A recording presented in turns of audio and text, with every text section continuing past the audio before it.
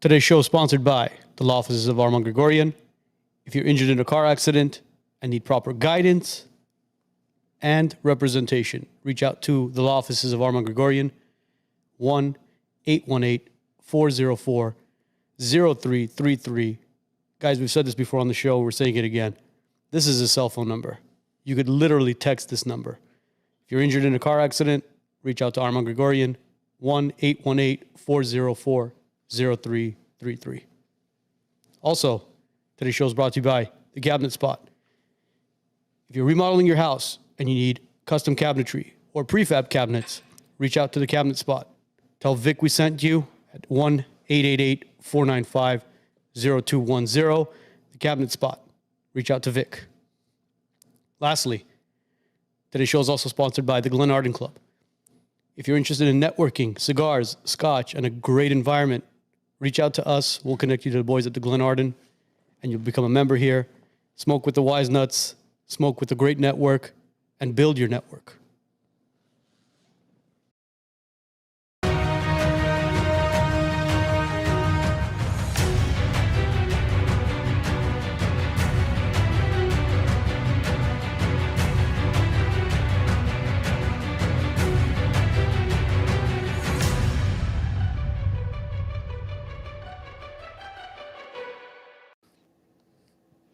Happy Monday, everybody.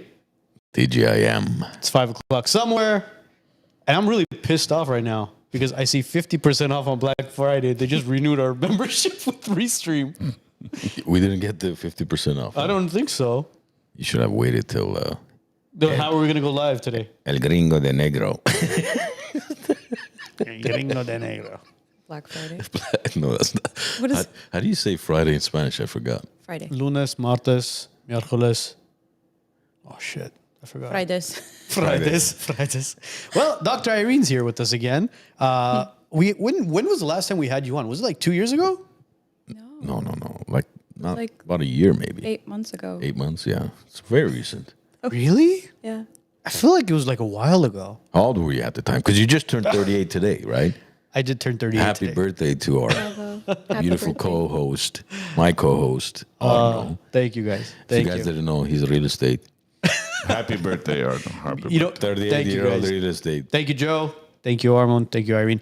You know what's funny? Last week was actually our 300th episode, Wow. and then Wednesday was basically our six year birthday. Wow. So happy birthday to the WiseNuts as well, and congratulations to everybody on episode 300, including you, because you're practically this is the second time you're with us, so Yeah. you're practically a WiseNut at this point. Yeah. Aw, thank you guys. Glad to be here. I was in my 30s when we started, man. Yeah, man. Actually, I was your age when we started. Holy shit. Oh man. But you know what's funny? Like this I've aged well. Yeah. That was funny. No, man. I actually got really, really, really emotional today because my daughter came to me and she gave me a birthday card. And she goes, "Happy birthday, Papa. I got something for you." And I'm like, "Oh my God, it's so amazing." You know, and it was a very simple piece of paper that she made herself. Like she cut out the paper and she glued my name and then she wrote to Arno. Or no, not that. Yeah, and then she wrote from Eileen. And I open it up and $100 bill falls onto my lap. Wow. And I'm like, and it was crumpled up. And I looked at it, I'm like, "Eileen, what is this?" She goes, "Don't worry about the money. Read what I wrote you." And I looked at the birthday card and it says, "Happy birthday, Papa. You're the best dad. I love you so much. Love, Eileen." And the $100 there. And I'm like, "Eileen, where did you get this?" And she goes, "I took it out of my piggy bank to give it to you." Wow. I was like, oh. I'm like, "Why did you do that?" She goes, "I know you have," oh man, geez. I'm like, she goes, "I know you have more money than I do, but I wanted to take this out to give it to you because you always help me." And I'm just like, oh my God. I mean, Wow. That's, I didn't- yeah, I that's know. making me emotional. yeah, I mean, I didn't tell her I put it back in because she left. She went to art class.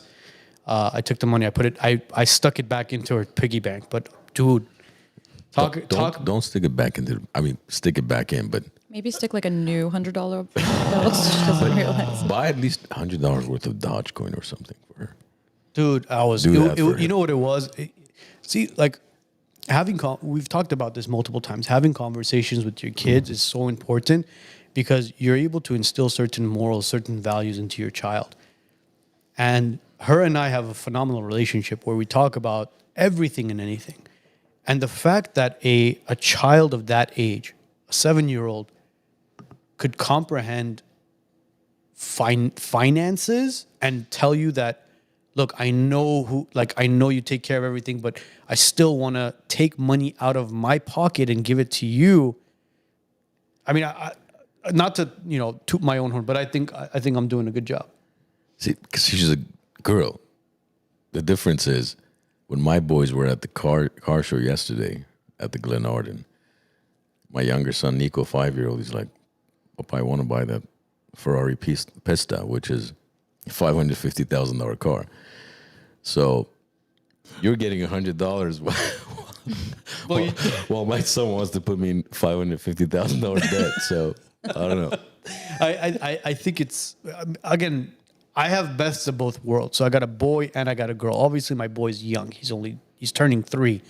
So, I mean, his personality right now is very, very, very questionable. He's halfway there. Oh my God, man. It's like God gave this kid a list and said, hey, listen, here's a list of everything your sister hasn't done. Go ahead and just fill this out for me.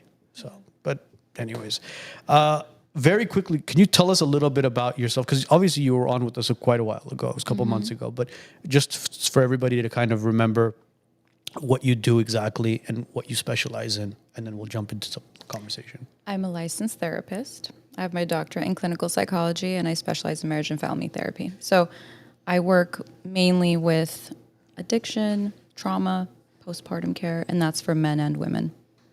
So I run a Hillside Wellness Center, which is a nonprofit. We have a training site.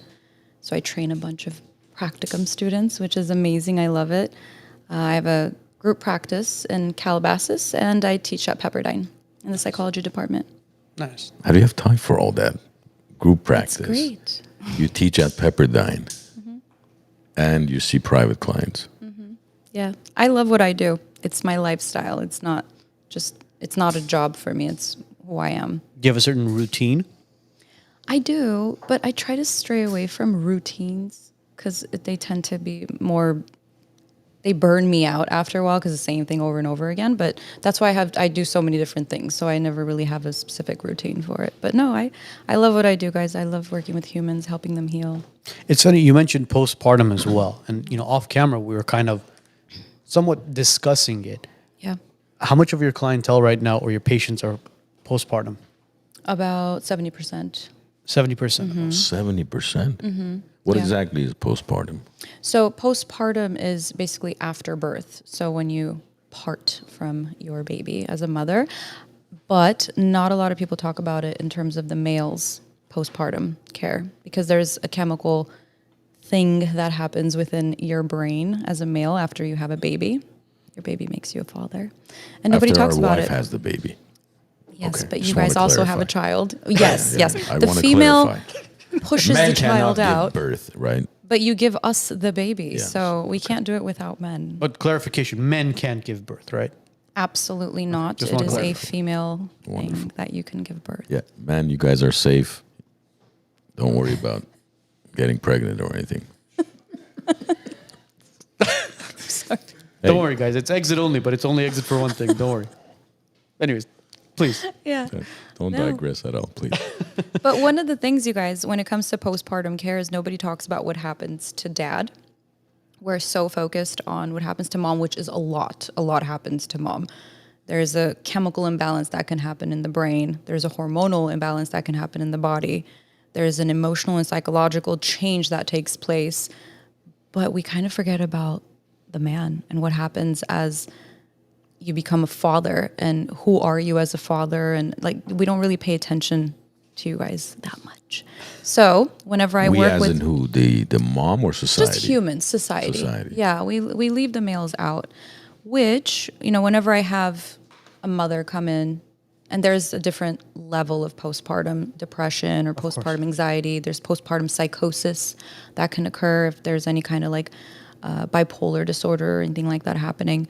But whenever I have a female come in who has given birth and is experiencing postpartum symptoms or depressive symptoms, I bring in the husband or the boyfriend because it's important for them to acknowledge the changes that are taking place in their own life.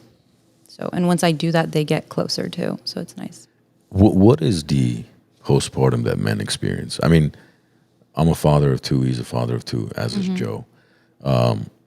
I can't relate, so I'm not. That's why I want to understand, what is it that men face? What challenges are they facing once they become a father? Is it that all of a sudden their world is kind of flipped upside down where they have no idea how to be a father? Or is it they feel a detachment from their wife because now the wife is focused, full-time mom, 24 hours, nursing, so on and so forth? Or Yeah. What is that? So it's more of a psychological thing that happens with men, as I see it. So oftentimes they feel very neglected. They don't feel connected to their wife. Why? Because there's a lot of stuff happening in the female's mind and body, and they're bonding with their baby. And so I always tell the males, like, get a hobby, go work out, do stuff. Don't take it personal that your wife is not so attached to you and is not having sex with you. Well, clearly she just gave birth. That's very uncomfortable. Other things are happening, like hormonally, her libido might be a little off. And psychologically, if it's her first baby especially, there's a lot of change that happens. And so you just have to kind of understand one another. When it comes to men, it's more of like, how am I going to take care of this family now? Crap, now I have a third person, or fourth if it's their second child. So it's more of a survival thing that happens where it's like, I'm a father, but am I really a father? Because I don't know how to change diapers. I do everything wrong, because typically, and that's one thing I also teach females too. It's like, look, I know you're the mom, but how did you learn how to change a diaper? Like, I don't know, I just kind of did it. And I said, well, I tell them, well, did you ever do it wrong? And they're like, well, yeah, I think so. I'm like, okay, so let your husband do it too, so he can do it wrong a few times and he can learn, but you're not asking for help.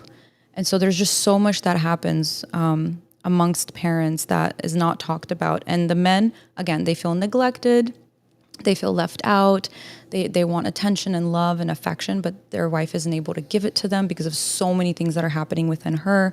So that's why usually about 3 to 6 years down the line, you'll see a lot of divorces happen because mom and dad typically just kind of drift apart because of the lack of attachment and love and all that stuff.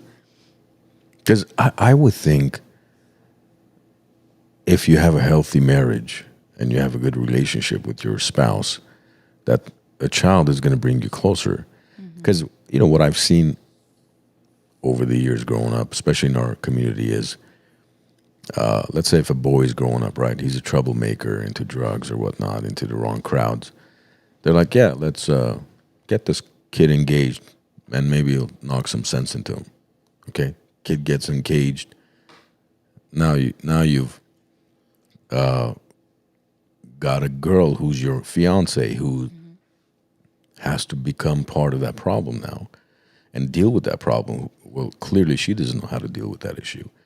And then if that doesn't resolve, they're like, well, if they get married and if they have kids, that's going to resolve the matter. Yeah. I don't But understand. children can definitely save people. Absolutely. I know a lot of people who before, prior to having kids, they were a mess. And all of a sudden they have a kid and they're just like dedicating their whole life to that child. And I've also seen vice versa. But yeah, children can definitely save you. But Let me ask you a not always question. the case. Let me ask you a question. Those people that you just mentioned where it saved them as far as a marriage, right? Yeah. Did they want children? No, it didn't save their marriage. It saved them as a human being. Okay, so did they want children though? That's a really good question. Some of them did not want kids. The only reason why I ask is because, in my opinion, and I think Armand and Joe can concur with this, if two people are in a relationship and one of them doesn't want a child, I don't think that relationship should exist. Because if one of them wants a kid, okay, so what happens then? 5 years, 6 years, 7 years down the line, all of a sudden the one that wants a child eventually does want that child, and the one that says, hey, listen, no, I don't want any kids, we agreed upon this 5-6 years ago, 10 years ago, what happens? Look, you're talking about a very extensive situation right there, which is actually pretty common. I've heard of that a lot. But I personally don't understand, except for very, in your face reasons why, like abuse or addiction or cancer, kind of like something like a genetic disorder that might be taking place. I just don't understand how people don't want kids, because kids bring such a beautiful level of excitement and just show you the world in a different way. And so, I mean, I don't know why they wouldn't, but the ones that don't want kids, that stay with people who want kids, I think that's pretty selfish. Maybe you should step out, considering, that this is something that somebody wants. See, but you have to look at it through both perspectives. Selfish on behalf of who? Selfish on behalf of the person who wants a child, or selfish on the person that does want the child? Doesn't The or one does? that doesn't. They might look at Because you the and other one they still might, has hope.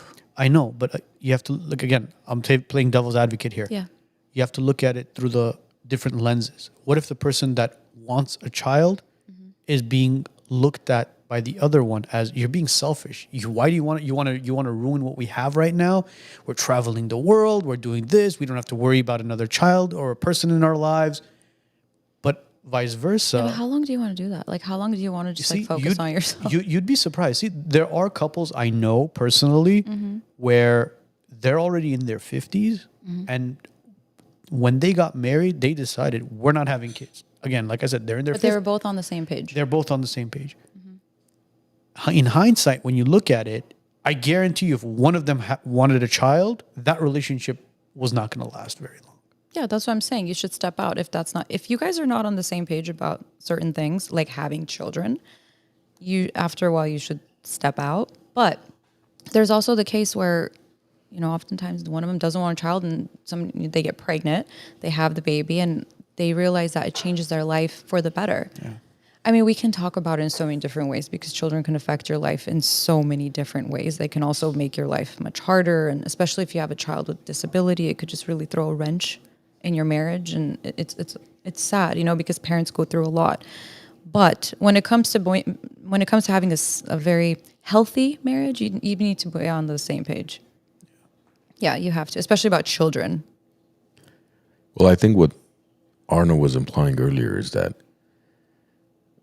one of the main purposes of getting married is to have children. Absolutely. Even though there are some couples out there who either have decided not to have children, or there are some couples who have had difficulties, or it's impossible to have children, and they don't want to seek alternative methods, whether it's adoption or surrogacy or donor or whatnot. But me personally, I would, if it wasn't for having kids, I wouldn't get married, because to me, the purpose of getting married and one of the main purposes of life for me has become being a father and raising my two boys, because at the end of the day, you can travel the world, you can see everything, you can visit every country, have the most fantastic experiences in life. But especially if you do it by yourself, it almost has no purpose. Joan Rivers, of all people, made a very, very good comment right before her passing. She said, look, I've traveled the world, I've seen everything, but the one thing I never had was that one person to share those experiences with. So now imagine, not only are you experiencing it with your wife or your husband or your boyfriend, girlfriend, but sharing those experiences with your offspring. That takes it to a whole different level.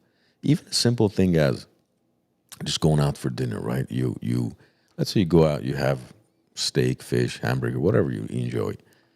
If you know your kids enjoy that too, there's a part of you that at times feels guilty, like, my kids would have really enjoyed this meal with, but obviously you have to take that emotion aside, and because you have to still continue to date your spouse, even after marriage, even after kids. Absolutely. You have to continue to date them. But I think as a man, for me, the most purpose I've found in life in the 44 years I've been in existence has been as a father. Doesn't matter what I've accomplished in life, business, anything else. Those are obviously, I still take pride in that, but being a great father and husband is probably, top priority for me. So how did it change you guys? Did you guys experience anything when you had your firstborn? Or when your wife had your firstborn? Yes, please. There you go. We just want to clarify that. One of my recommendations to every single father or future father out there is to be in the room with your wife when she's giving birth. I know there's this whole macho feeling of, hanging out with the boys in the waiting room or in the lobby or downstairs while your wife is up there. Be by your wife's side. I hate that tradition, by the way. I know. Whose tradition is that? Is that like an Armenian tradition, or is that like... Call it a European, Middle Eastern kind of tradition. But let me get to I'll get to what he means by that as well. Be by your wife's side. What she's going through is not for her. It's not for the baby. It's for the family. That's what it's for. For both my children, I was present by my wife's side as both our children entered this world. And one of the first people your child sees is you as the dad, the father. And guys, it's a miracle what it is. Just seeing another human being enter this world that's yours. And you begin to appreciate not only life, but you appreciate your significant other as well, your wife, as to what she went but there's also through. men out there who are like, well, all women give birth. Just get over it. You just gave birth. And they're so selfish. And I've heard this. They gotta be in the room and they gotta experience Yeah. what they're going through for them to understand what it is, your wife is going through. Yeah. And it's like I said, it's a blessing. I don't know how many times I could say that. But going back to what Armand was saying, as far as the traditional stuff of waiting in the waiting room with the boys and blah, blah, blah. Drinking and smoking. There is a person that just entered this world just a few hours ago. I'm not even saying days or anything. Hours, if not minutes ago. And you're drinking and you're smoking and you have a bunch of people in the room and you're bringing flowers and this. Dude, that child just entered this world. You don't know who's sick, who's not, who's coming in, who's going out. You're under the influence. You have flowers in there and all this stuff. Yeah. Dude, and besides that, you got to give mom a break. I mean, whether it's C-section, which is practically a surgery that they went through, or pushing the baby out, a human being just came out of that person. So you want to let her rest, give her time, let her kind of get her emotions, everything in order. People go in there, they have freaking basturma in one corner. Lahmacun. Somebody's ordering in and out. It's like a buffet. It's like, what the fuck is going on here? It's like, can you give her some time? That's the only thing I can appreciate about COVID. Oh, it eliminated that because you can't do that anymore. As far as I know, there can only be one or two people in the room. And look, I understand the whole respect thing. Yeah, we're here to show respect. Yeah, but it's a very intimate thing. It's like you're exposed. Like you don't want anybody besides your husband. Not during birth. Once the birth is over. Oh, okay, yeah. Once, even that to me was the most frustrating part.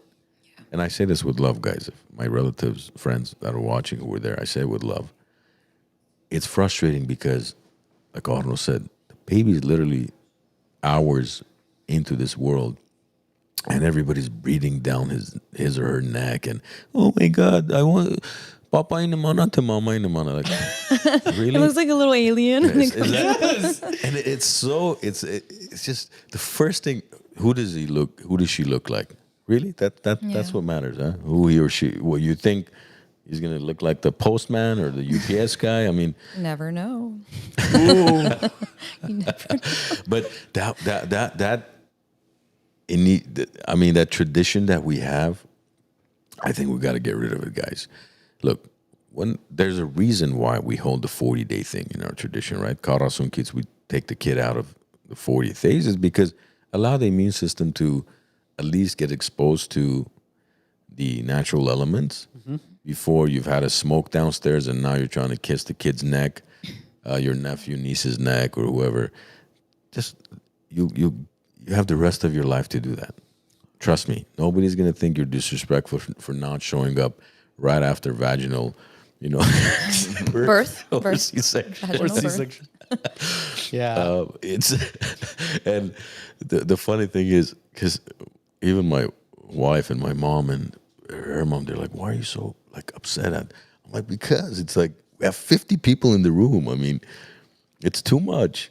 You know, 50 like people? you can't do that. It's like 2 hours old. I mean, you can't have 50 people in the room." Jeez, yeah, man. See, the men that actually get together and do their little barbecue and stuff, by all means, go and do that. whatever you want. Yeah, Do that. But that 40 days, I agree. The 40 days, and couples that we've known where they've had a child, they've actually said, "Oh, we'll let you guys know when you guys can come over." And you know what we say? We go, "Listen, take the 40 days, 2 months, 3 months, whenever you guys are comfortable, Yeah. let us know." We're not the type to basically come and breathe down your neck and be like, "Hey, we want to come over literally tomorrow or the next day."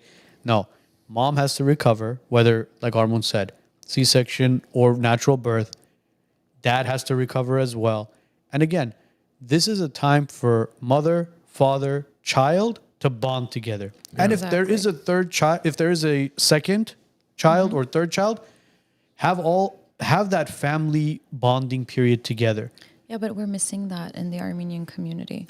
Bonding in general, I don't think a lot of families understand what that is, especially with the males. What would you define it as? Well, there's a lot of things that happen during bonding time, such as a chemical bond, a psychological bond. There's so much that happens with the baby. But usually what I've seen in the Armenian community is more of like, that's a mom and child thing. The dad is kind of like lost. They don't know what to do or what role to play or where, like what does bonding mean? They think, oh, once the child is able to throw a ball and able to speak and do all these things, then I'll start being a father. And I've heard this often, which I don't blame them for thinking that way, because they don't know what their role is the first at least 2-3 years of the child. Yeah.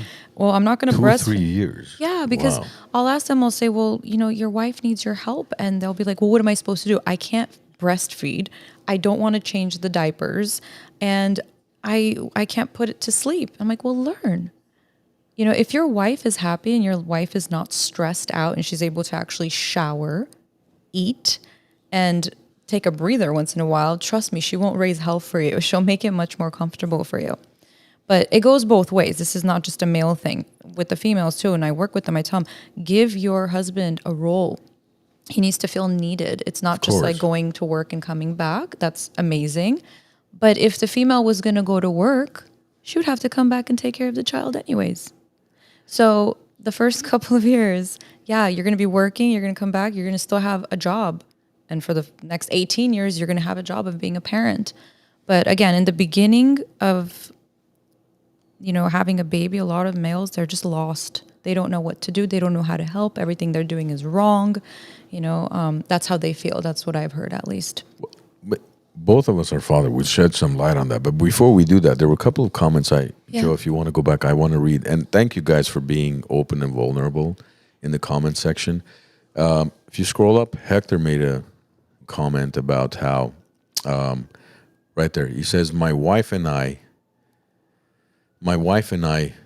tragically, we're not able to have kids, and it's sad. And I hope more married couples have kids if they're able. Please have children if you're able. Yes. Now, Hector has been married for 21 years. Yeah.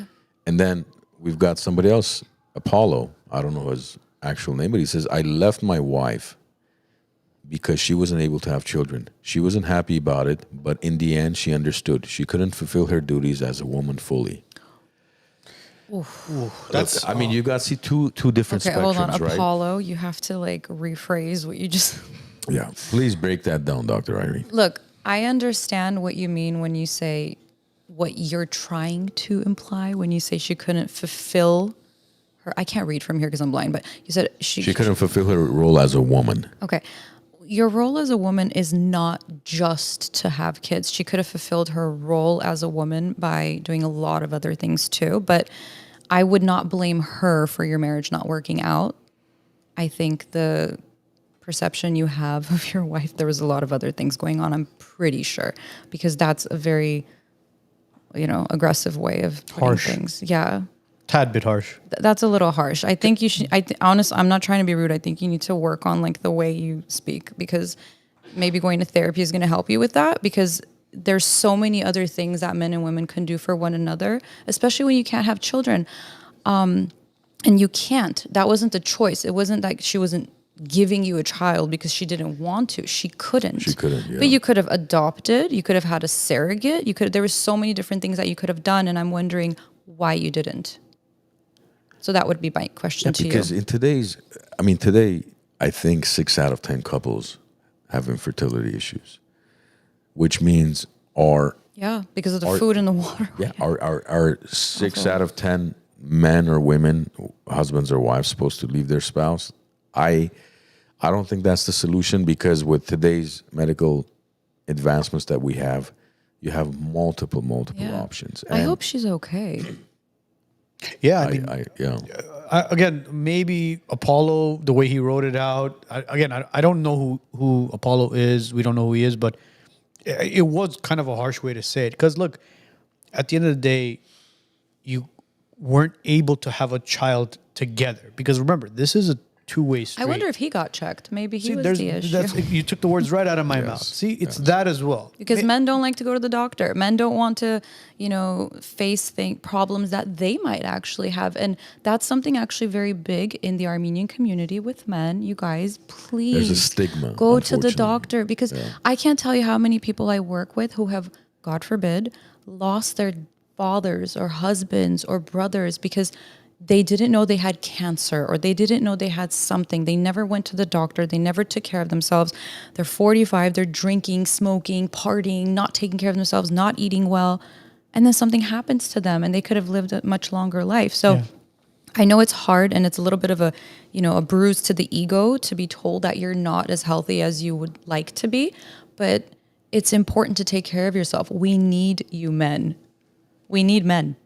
Yes, thank you. We can't do that. Thank you. We can't even. Thank you for speaking out for men. Yeah, I mean, even walking down the street, okay? As a woman, you're not as safe alone as if you have a man by your side. So it's very Unless simple. it's a liberal man, then.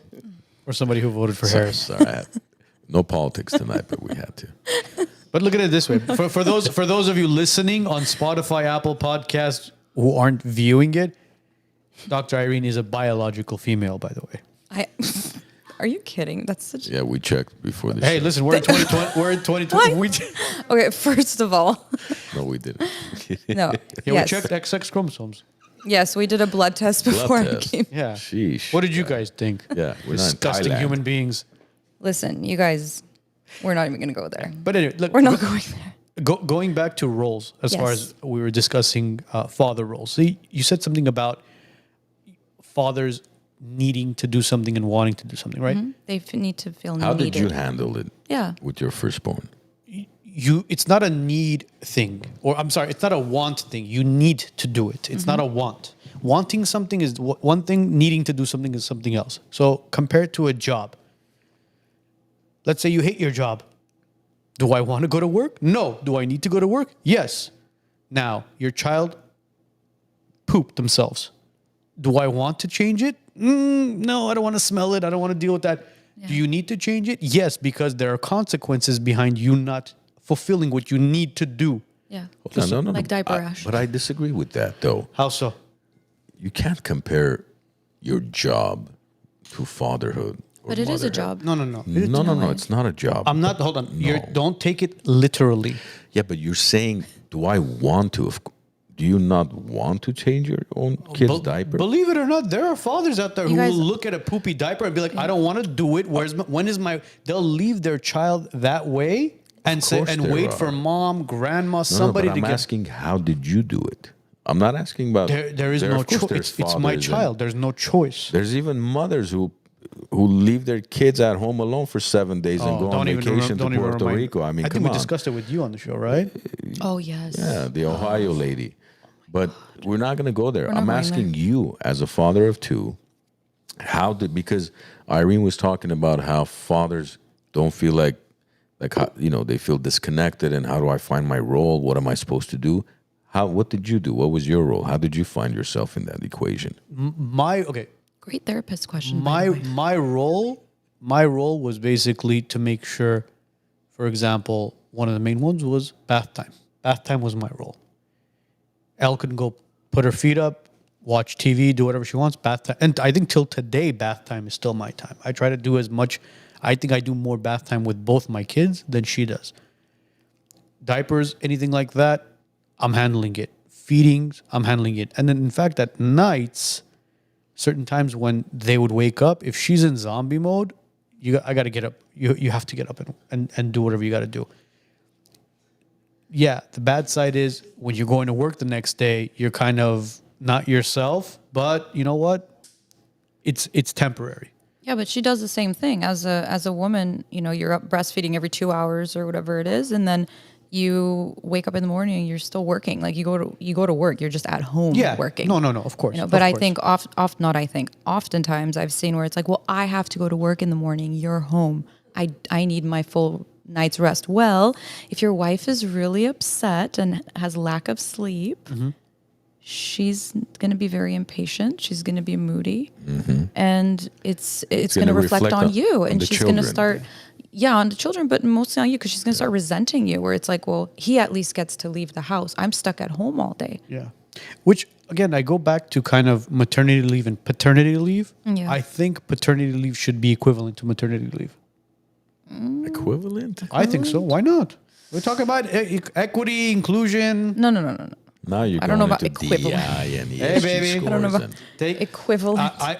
I really do think that maternity leave and paternity leave should be equal to each other, because the father figure is as important as the mother figure in order to help inside the household. Yeah, if you put it that way. But also you have to understand that usually when people are together too much, they tend to... No, I think you have to complement the roles. Yeah. Because the way we did it, for example, and it was interesting because my son was born. 2 weeks later, my cousin's daughter was born. And then 1 week after that, so 3 weeks after my son, my sister's son was born.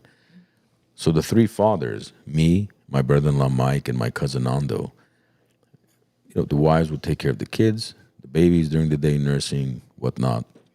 And then when we'd come home from work, it would primarily become our responsibility. And I remember I have photos where it would be midnight, 2 a.m. We'd be sitting on the couch, our little newborns in our arms, and we'd take selfies, and we had a group text together at 2 a.m. Yeah. Hey, what are you doing? Nothing, I'm holding, No, I'm holding Leo, I'm holding Milena. And that became kind of a thing we did every single night.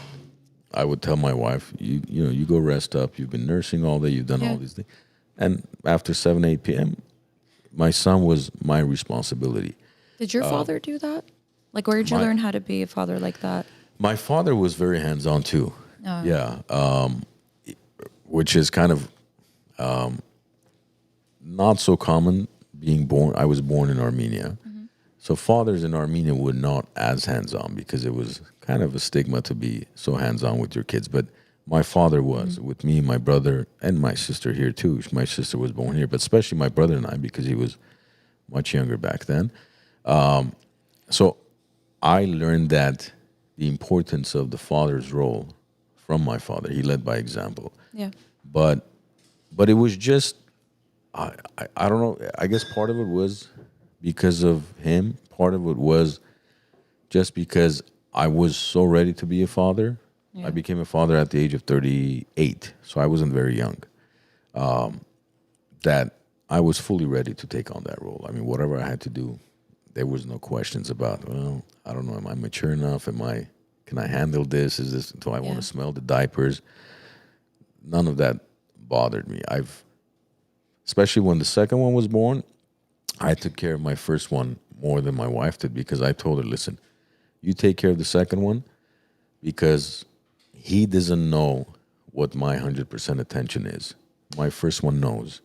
So I still have to give him as much of my attention as I can, for him not to feel the gap of your attention to him, because now you have a newborn, you have to nurse and do the whole thing all over again. So I was like, if I give Noah my 95%, that's still close to 100. But if I give Nico my 10%, to him that's 100%. He doesn't know any better because Yeah. that's all he knows of You me. leveled it out. Like you were smart. You were gauging as I'm to a what numbers you. guy, so that's how we That's figured smart it out. though. That's smart. I mean, and usually the second one, the first one ends up taken care of later on. We are considered the lost children, apparently, as second children. Or Middle what children. about a middle child? Are you a middle That's child? the middle, yeah. Are you middle child? I'm a middle Yeah, child. so Oh, you are. her and Yeah. I knows what's up. Yeah, with but that we're middle also the rebels. We do things different. Yeah. Because see, with the middle child, you know how it is, right? It's like the first one's born, everybody's like, oh my God, baby, baby, baby. And then the second one's born, they're like, oh my God, baby, baby, baby. And all of a sudden the third one comes around and goes, hey, listen, middle kid, we got to have a sit down. So, you know how we were talking, baby, baby. Look, When are you going to work? There's a new one here. So, Yeah. here's some graham crackers and marshmallows. Just fix yourself up some s'mores. Yeah. But let me ask you a question. As far as a father figure for you, what was your relationship as a girl with your father?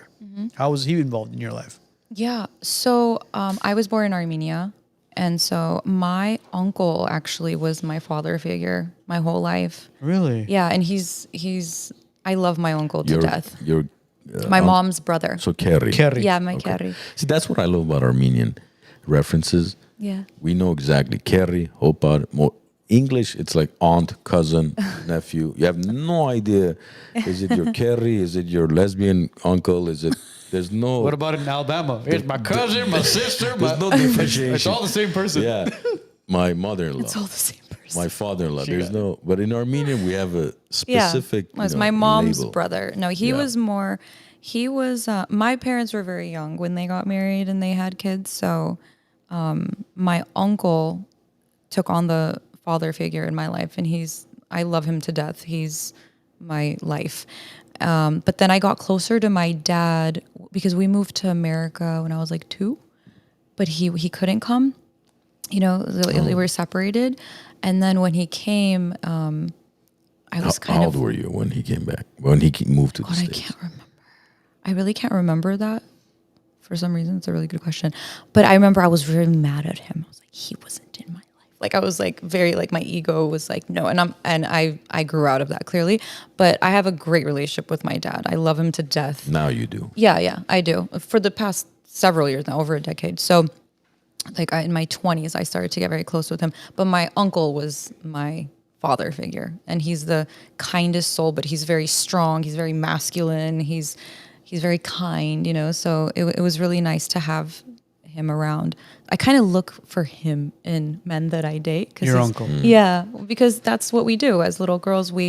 Your father figure, not necessarily your father all the time, but your father figure is someone that you kind of idolize, whether they're good or bad, unknowingly in your subconscious mind. Like you're searching for that because that's familiar, right?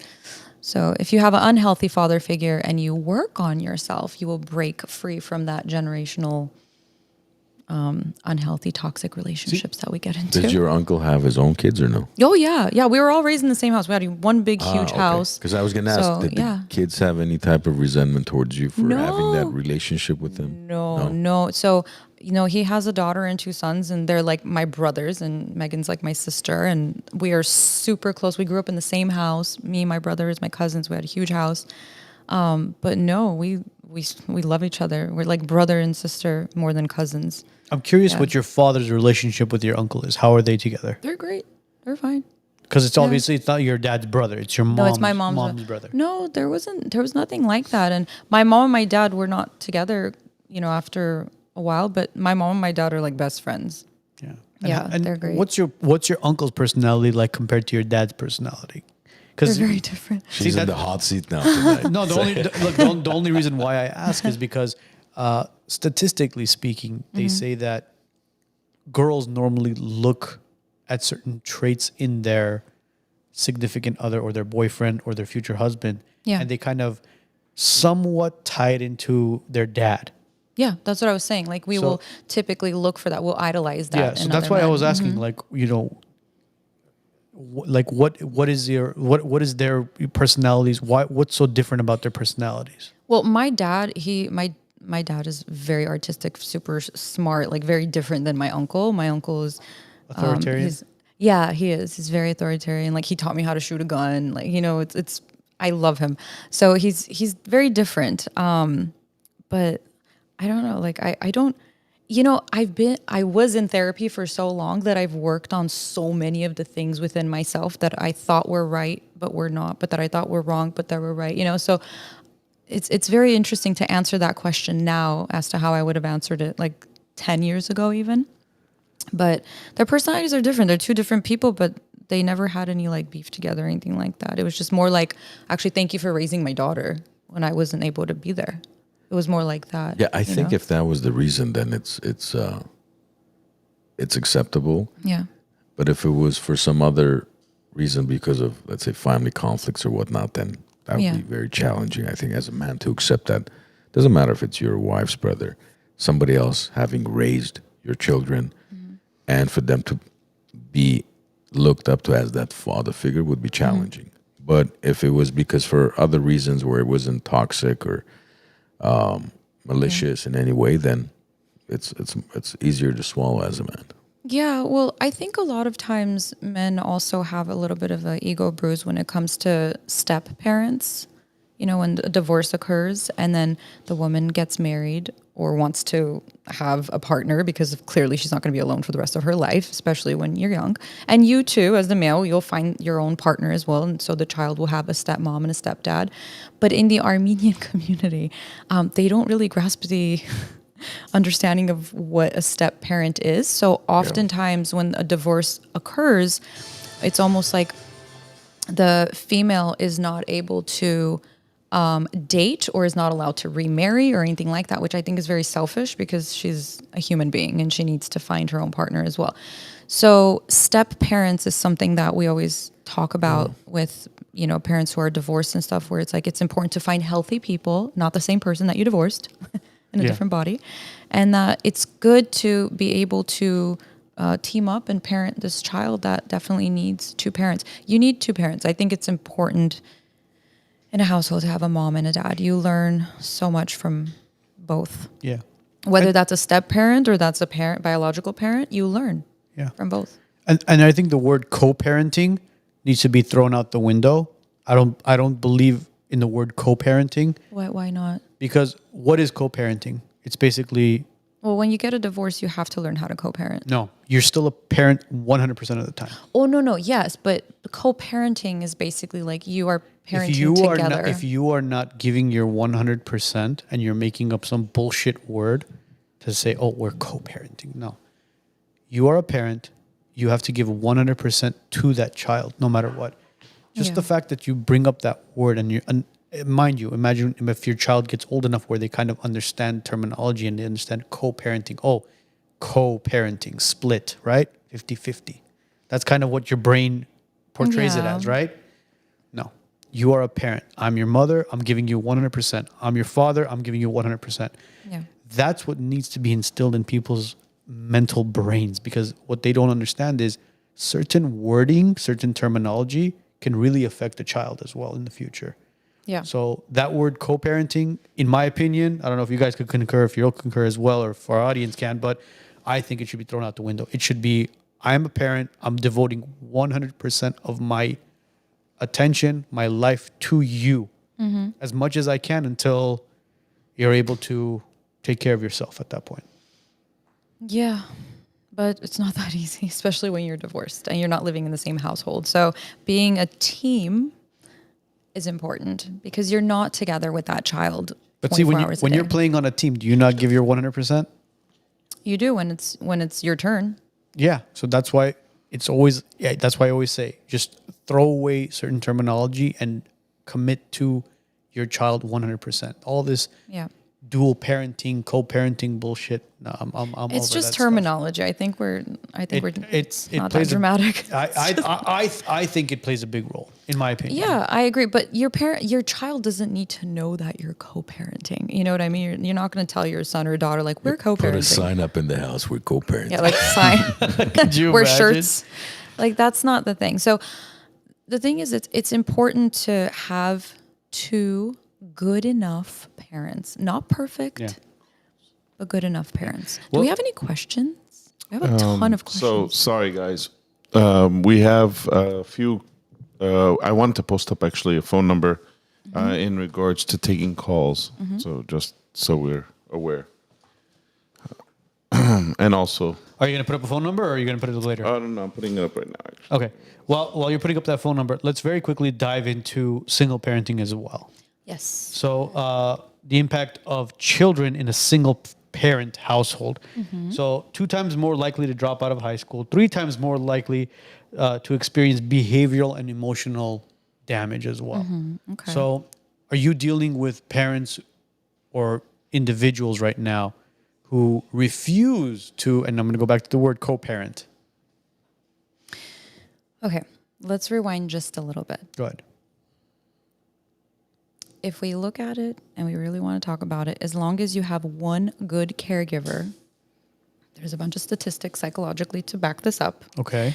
As long as you have one healthy caregiver, and a caregiver does not necessarily need to be your mom or your dad, it could be your grandma, your grandpa, you can absolutely be a normal human being and stop blaming your parents for your issues. Okay? Now, sometimes what happens is that even a child can have 2 parents, but that relationship is so toxic that that child much rather be raised in a single parent household. Okay. Just because you're raised in a dual parent household doesn't mean you're going to grow up to be this like wonderful, emotionally stable person. As a matter of fact, it could damage you sometimes if your parents don't have a good relationship. At times, I've actually seen parents become better parents after they were no longer together, because they started focusing on themselves. They were not around one another, triggering each other.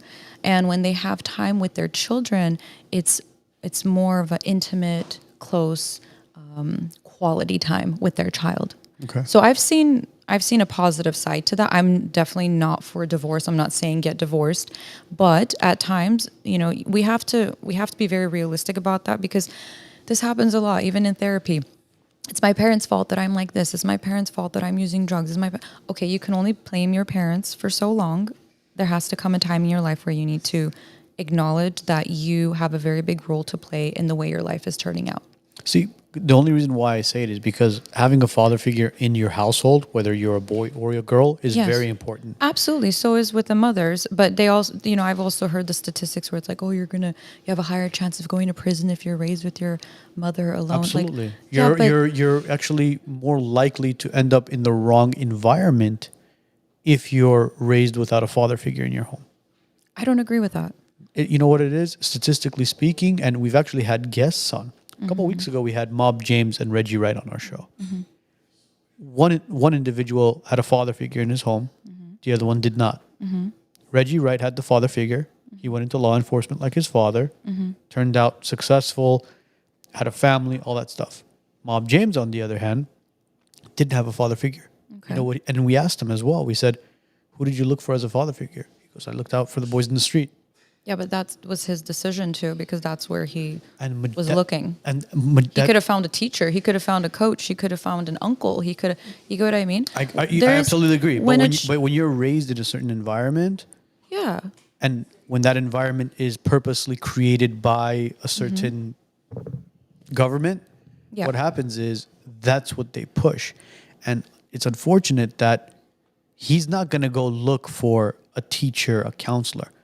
Who is he going to look for? He's going to look for a father figure or a brother or some sort of... you're talking about he's going to look for what he thinks is masculine. Absolutely. Yeah, and sometimes, most of the time, the people who come off as being masculine are not the healthiest people, actually. Correct. So, but look, when we talk about this specific topic, there's so many stats to back up both ends, right? We can literally prove each other right and wrong in so many ways.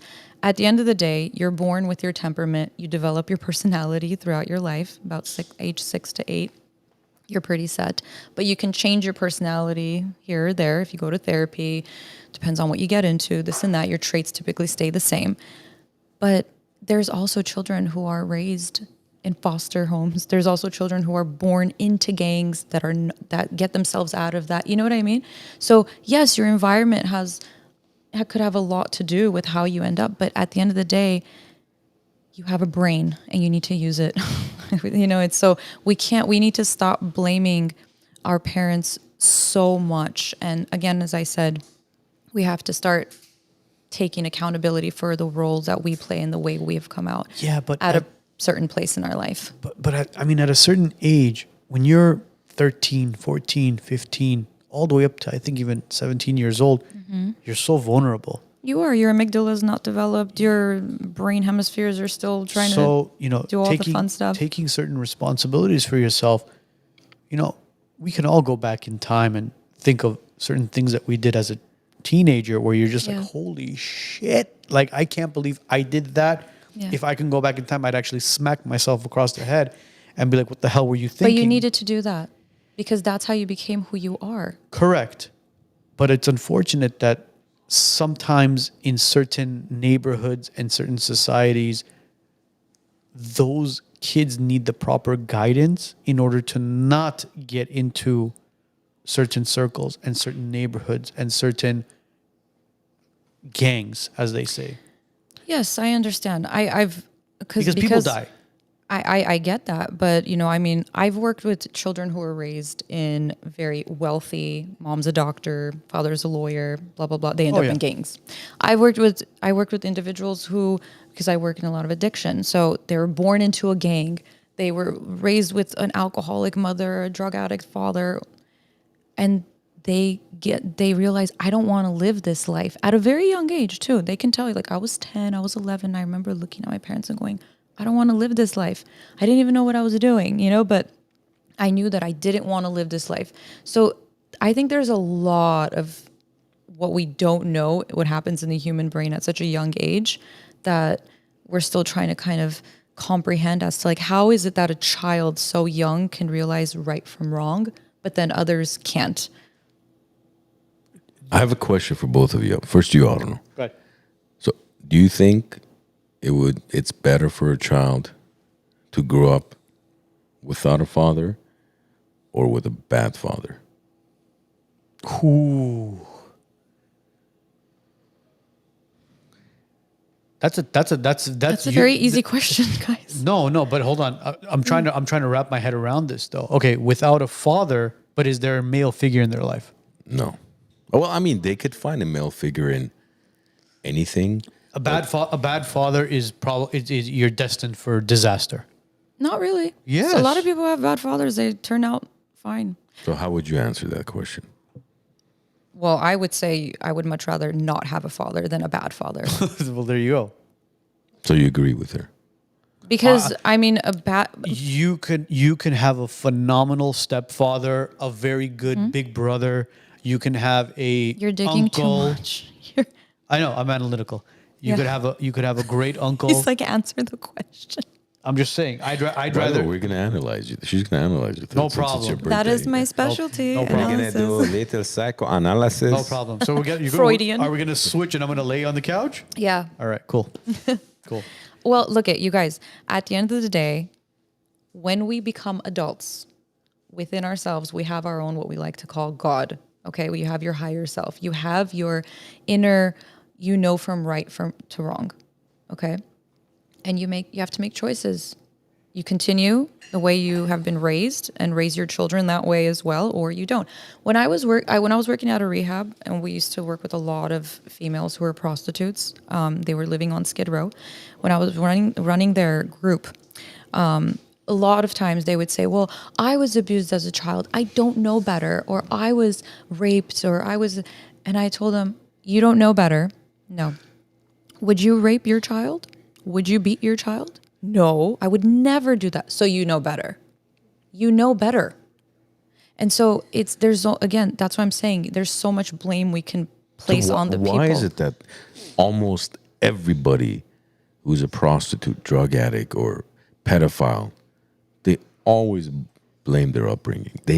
Why is because it's easier to blame other people. But also a lot of times they have had very difficult upbringings. But So if you've had a difficult upbringing, I would think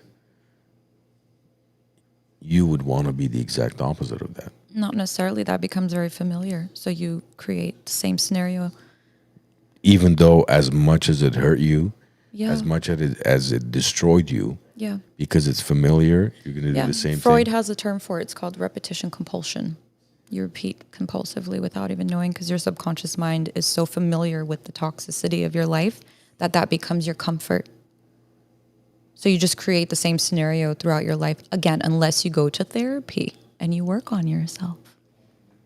Therapy is not for crazy people. Oh, it's not. No. Because I always thought it was. Back in the days, it started that way. Back in the days, it was for the insane. Therapy has progressed, and we've realized that your mental health checkup is as important as your physical health checkup. So if you can go eat you can go to Air One and eat all the healthy organic food, go to Equinox and work out 12 times a day or whatever, whatever. But if you're not mentally disciplined, if you're not taking care of yourself mentally and you're just depressed, scrolling on, you know what I mean? You're not going to have a good life, because everything starts from here. This controls everything. How do you do a mental You checkup? go to a therapist and you have them do a psychological evaluation on you. And they see how you're doing. Can We have do assessments. that live? I would have to send you the GAD and Gee, the PCL you really and wanna do this shit PHQ-9. live? Of course I do. Why not? You don't want to do it? I want I'm you down to do do it. Sure. I I'm down wouldn't to do do it. that It on doesn't have to live. be. Why I was going to say live not? TV. I wouldn't. No, that's your personal information. Let's not do that. So how can we? You know, go we to do, a you're therapist? episode 302, right? Yeah, let's. All right. Just want to throw We'll it out. do- Any type Your of 666 episode. We'll go ahead. not even a basic analysis Listen. or Everybody has some level of issues, okay? And in the DSM, the Diagnostic Statistical Manual, that is our holy Bible of what we diagnose out of. So every single person has a level of depression, anxiety, all that fun stuff that we talk about quite Absolutely. often. Even a level of narcissism, okay? Your narcissism can actually get you to very high places in your life. You are not a narcissist. You don't have narcissistic personality disorder. Can we just Okay, call there's it? a Can we difference. call it an ego instead of narcissism? Because ego sounds so much more better than. That's fine, but everybody has a level of narcissism. There's a healthy level of think narcissism. Natalie Actually, you guys have a healthy level of narcissism. You're sitting here chit-chatting about stuff. You have a lot of confidence in yourself to talk about things, and people could say a bunch of stuff, and you're just like, you know what, this is what we do. I trust what I'm doing. I'm moving forward. That's your healthy level of narcissism. That's your ego. so. It's good. What method do you use? Because for me, I'm sure you've For diagnosing? no. As far as I don't know if you've heard me mention this over the many episodes, where I think the most important skill an individual can develop throughout life is how to process things in life. I'd like to know whether you agree or disagree with that, and if so, either way, what methods or tools do you use for that? Well, that's a very loaded question. So first of all, when you're saying process things in life, like psychologically process or emotionally process? Depending on the situation. Yeah. So different therapists work in different ways. First of all, I want to just for a minute backtrack as to what we were saying with the whole analysis thing, how to do a mental health checkup. You go to a therapist, they do a psych evaluation on you. They ask you a bunch of questions to get to know you, and they, you can just see like where your strengths are, where your growth areas are. That's a politically correct way of saying it, basically, instead of weaknesses. But there's also certain assessments we can give you, like the GAD, which is a generalized anxiety disorder assessment. There's a PCL for trauma and PHQ-9 for depression. Anyways, depending on what you score, you get diagnosed with whatever it is or not. So you can have a level of depression, anxiety, and all the fun stuff that we all feel. But if it's not affecting your social and occupational life functioning, then you're not going to be diagnosed with it most likely, because that's the main thing. Your symptoms have to be clinically affecting you. So you can't go to work, you can't have relationships, you're not sleeping, you're not eating, you're not functioning, you're not able to function. It affects your daily functioning. That's considered a significantly...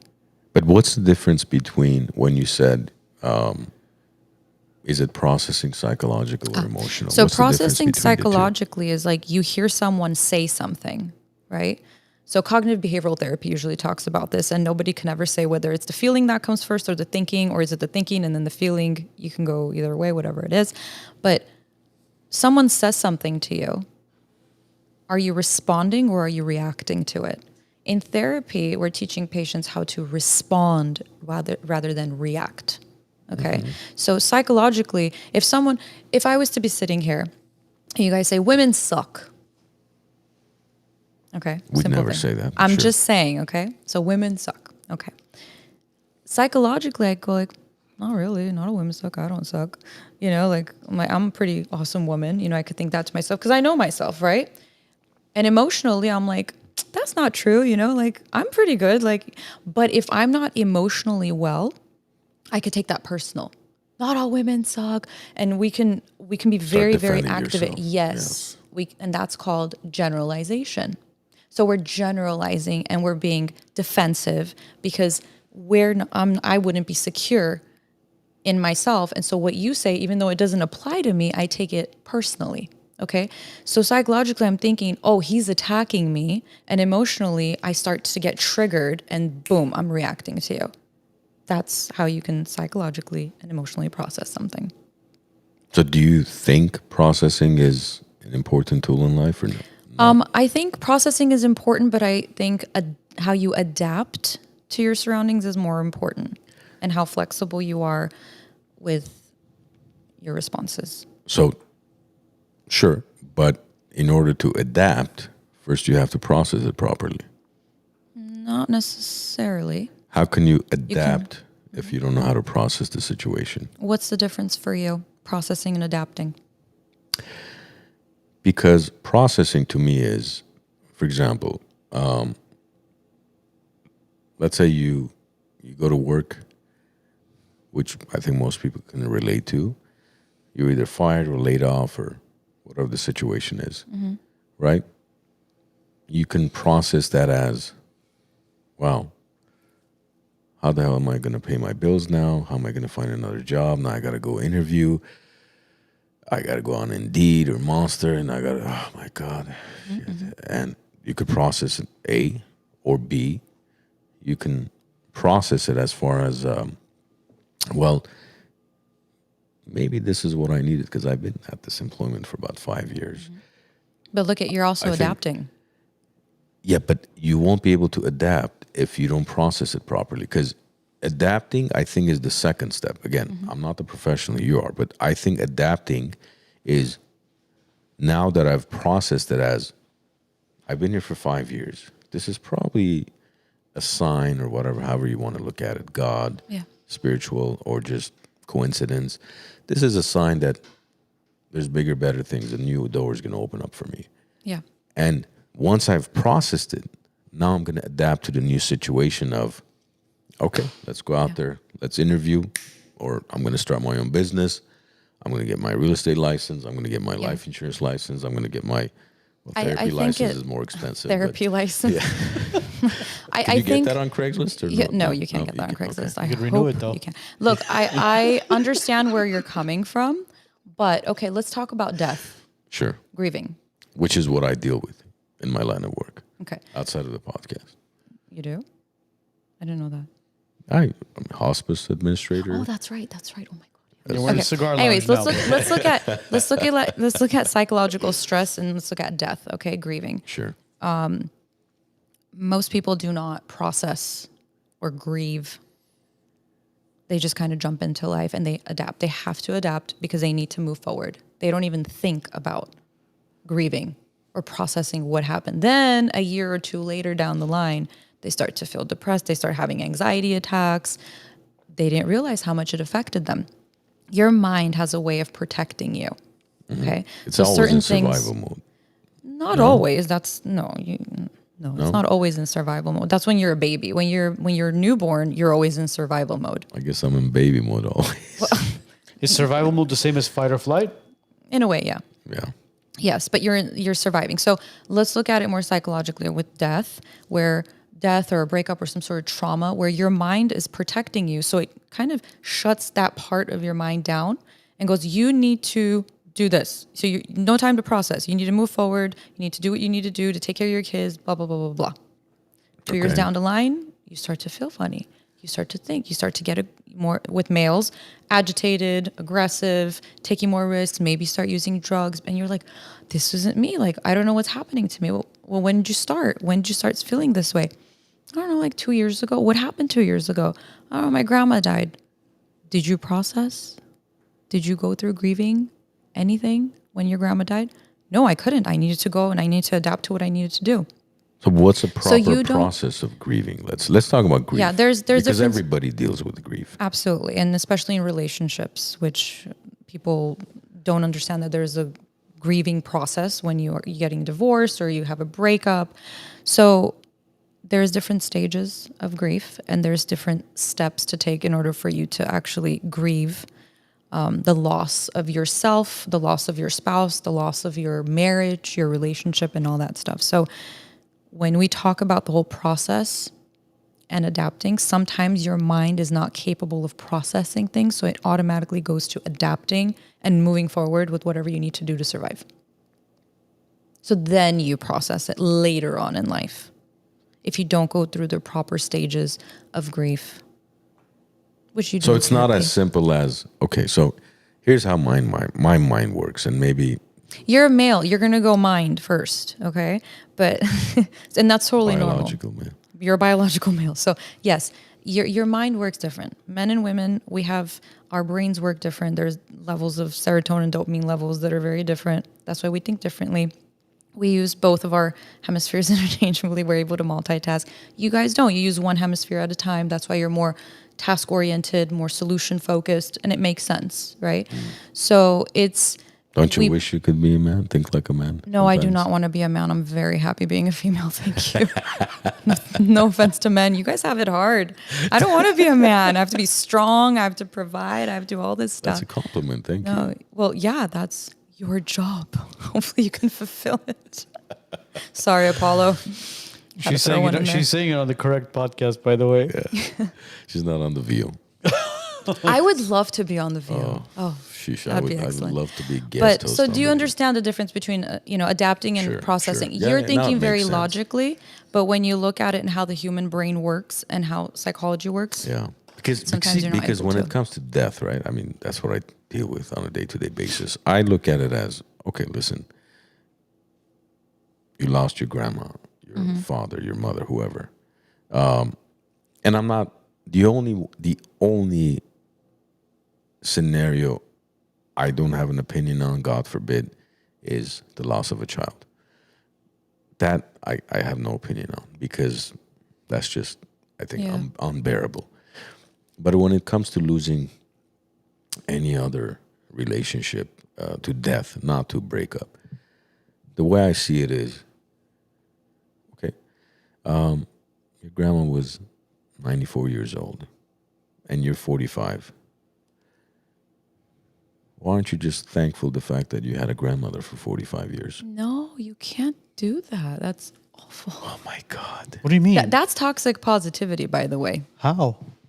I think that's... Be grateful that your grandma was 90 when she passed away. No. Be grateful that you had a grandmother for Yeah, yeah, yeah. 45 years. But as in your you life. can't do that. That's toxic. What? Positivity. That's toxic. How is that Yeah. toxic? No, that's not something you tell a person. I know where you're coming from. But Well, that person you that may just not lost be their... able to say that.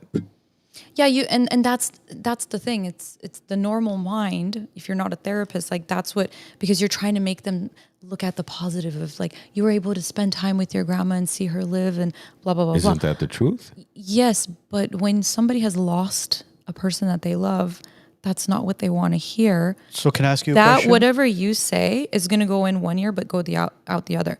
A more appropriate thing to say would be, "I'm sorry for your loss." Okay, great. It's never that's very easy whether you're generic. no, but but that's human. It's not human to say. That's like George Carlin when he says... At least your grandma you lived know, 90 years. It's like George Carlin was like, I forget who he was. He's like, so-and-so died. And then people show up. They're like, hey, Georgie, let me know if there's anything I can do for you. It's like, put that fucking liar to the test and say, yeah, I'm painting my house next week. Why don't you come and help me out? Yeah. But do you understand what I mean? Like, But wait, and can I ask I you get what something? you're saying. Yeah. Can I ask? Because I want to piggyback on what he says because I think he's right. And there was one thing missing in his context was, you could say that you spent 45 years with your grandmother, grandfather, whoever it was. I am sorry for your loss, but let's celebrate their life instead of grieving it as well. You guys, there's nothing to celebrate when someone passes away. We need to stop being so positive in our life. What are you talking about? Sometimes you have to let it's a person blessing. be sad. It's a blessing. Look, you could be sad, but at the same time, you can celebrate a person who lived and had not only grandchildren, but possibly great-grandchildren. Yes, maybe later on, not when they just passed away. So what is it? I personally know somebody right now that literally lost their grandma like 2 days ago. I would never stand there and be like, well, at least she was 70 when she passed. How old was the grandma and the individual that lost the Oh grandma? my gosh, I think she was 80, Okay, and how old is that person that lost the grandma? like 30 something. That's above average. Yeah, but I would never say that to them. That's very insensitive. As a matter of fact, it's more like, I'm here. If you need to talk, I'm sorry for your loss. It's never easy to lose anybody, regardless of how old they are. Well, me saying, that. listen, you should be glad you at least had 45 years with your grandma. No one- Well, doesn't yeah, mean I'm not I- sympathetic. Yeah, I- well, I that's get why, it. that's why I kind of wanted to jump in and say, listen, I get it, he's but- not he's not that bad, guys. He's not literally gonna say No, "Listen, and I bitch, understand what fucking you're saying. Pick yourself up for crying out loud. You're 45-year-old man. No, that's not what it is. It's kind of celebrating the person's life as well, because Yes. you can't look. I get it. Our culture has that whole thing where everybody wears black and people go to the cemetery and the church, and whoever cries the loudest was the one that loved you the most. Bro, throw all that shit aside.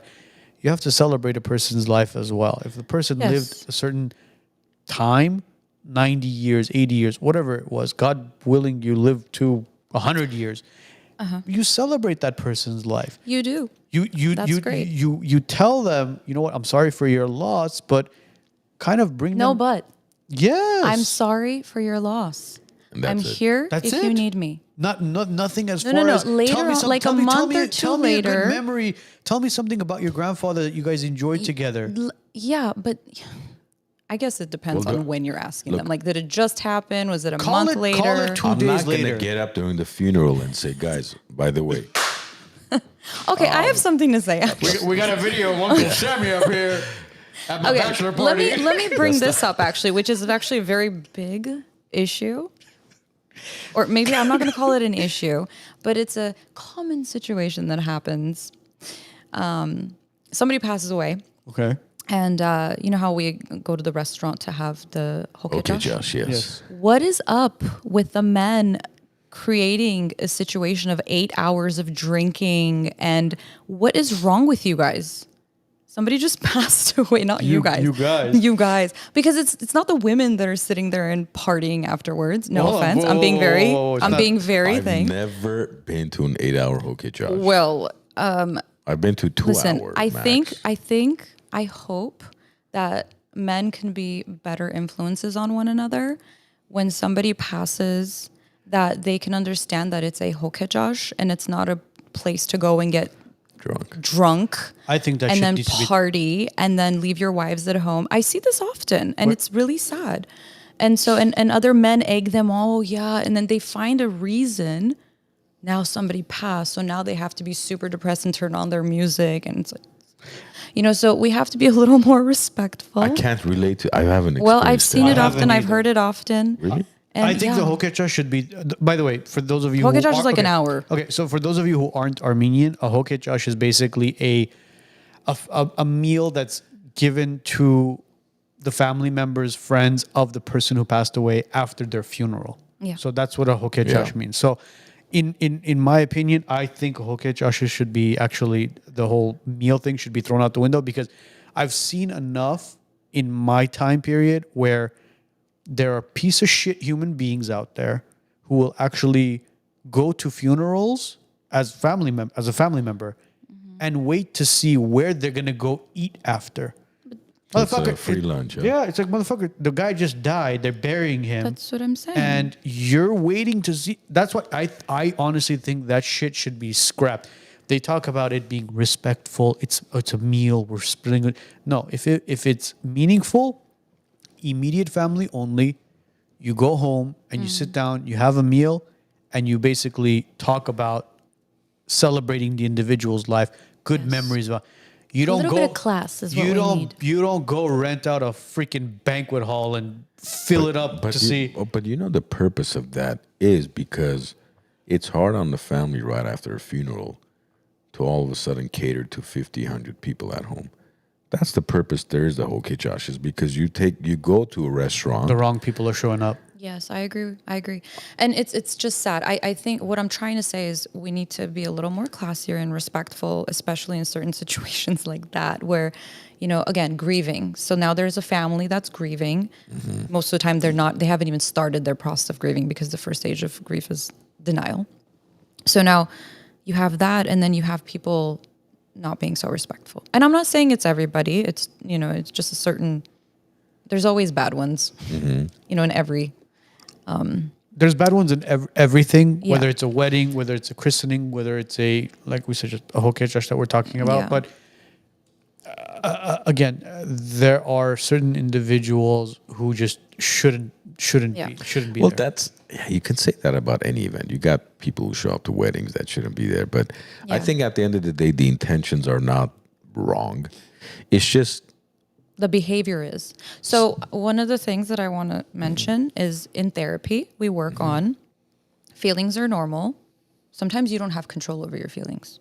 Actually, most of the time you don't have control over your feelings. But what you do with how you feel, you do have control. Okay? How you behave is something that is in your control.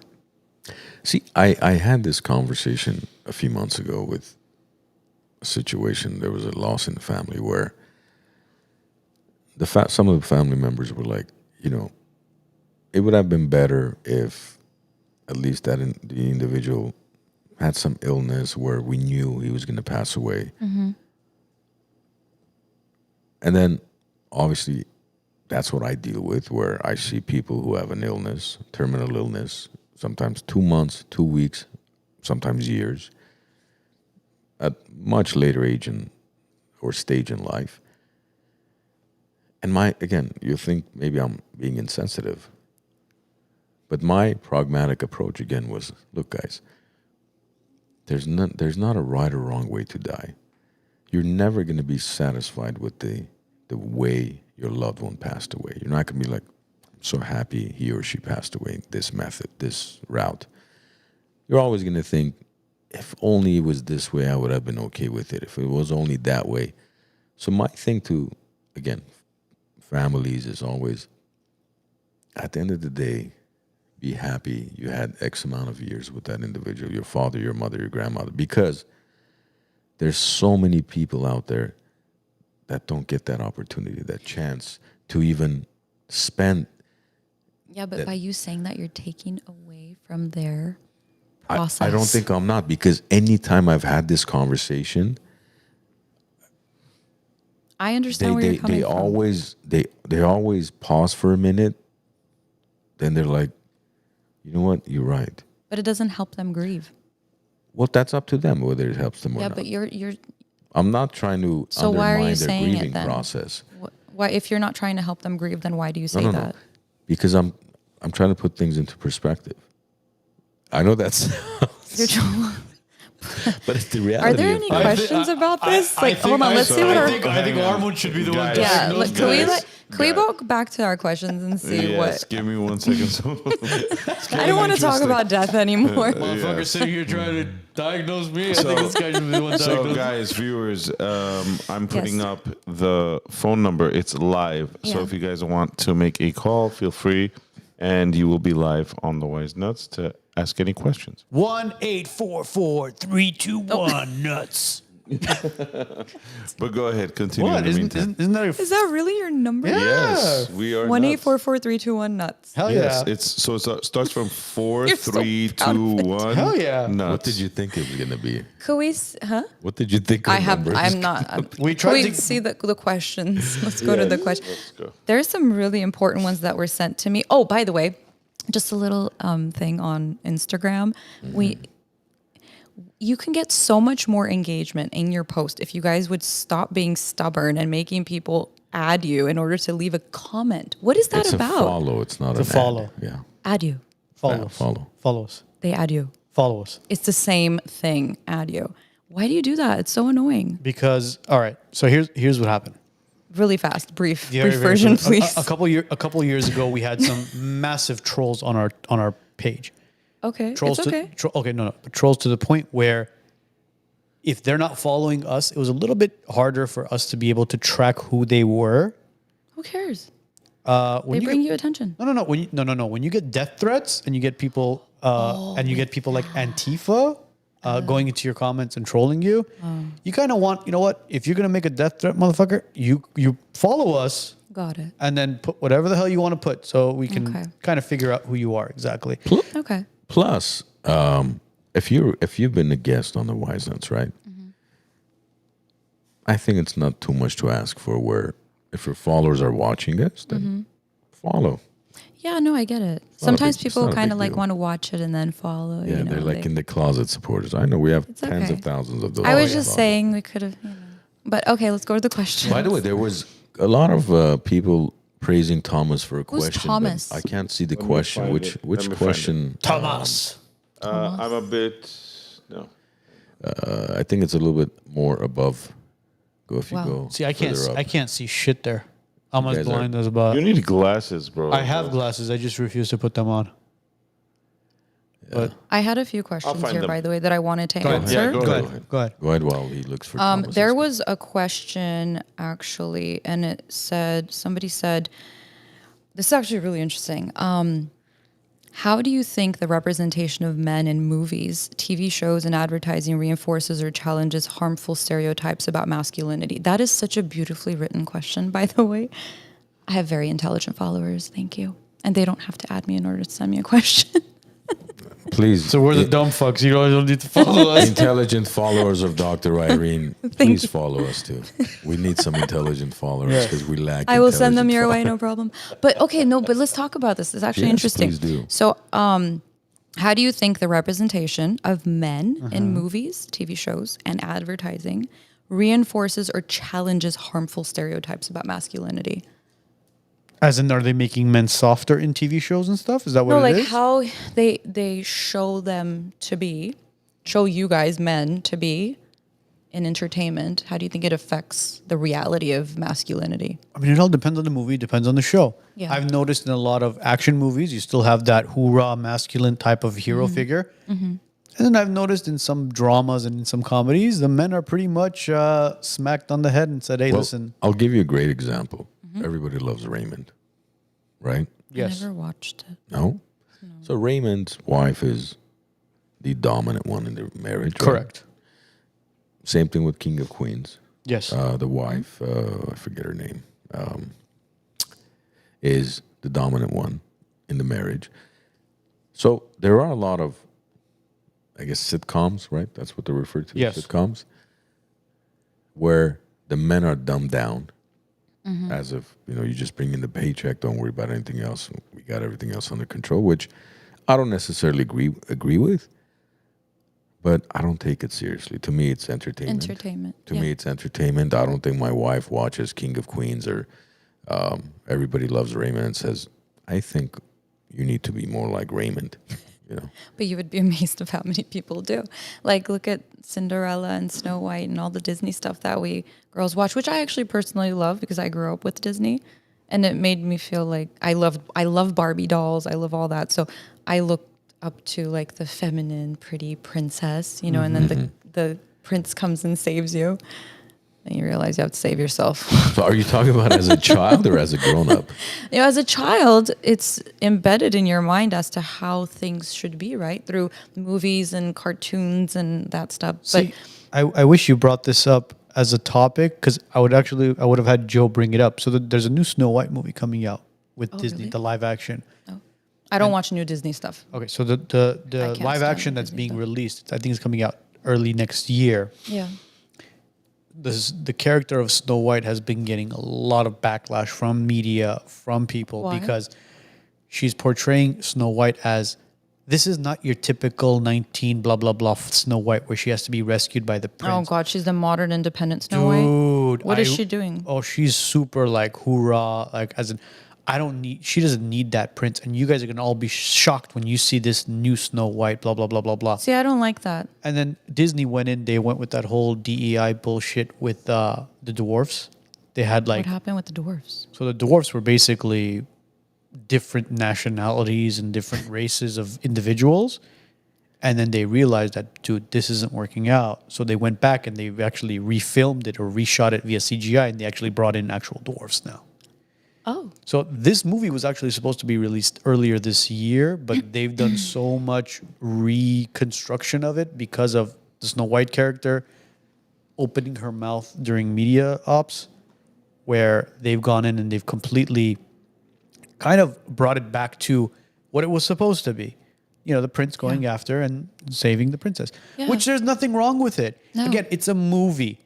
Just like when we go back into the 90s. Yeah, but look and what they did watch- with Barbie. They were so uptight I didn't even about... I didn't even watch Barbie. Oh, I no, didn't- Barbie I- was great, actually. Was it? Yeah, it was okay, good. because I wanted to go back. It's at the end. Look, at the end of the day, it's was all so funny. It's entertainment, and just like when you go back into the 90s and you watch Married with Children, Yeah, the character of Al Bundy is hilarious. yeah. But can you take him literally? No, it's just a TV show and it's comedy. I think if I had a little girl, I would absolutely allow her to watch Barbie, because the new Barbie, well, not new anymore, but it's because she like loses herself. She realizes she's no longer Barbie, you know, and she's walking on flat feet, and it's not so magical anymore. And she has like a nervous breakdown. She starts having panic attacks, and she realizes that life isn't what she thought it would be, and then she goes through it, and then she ends up kind of like the men and the women, they go head to head, and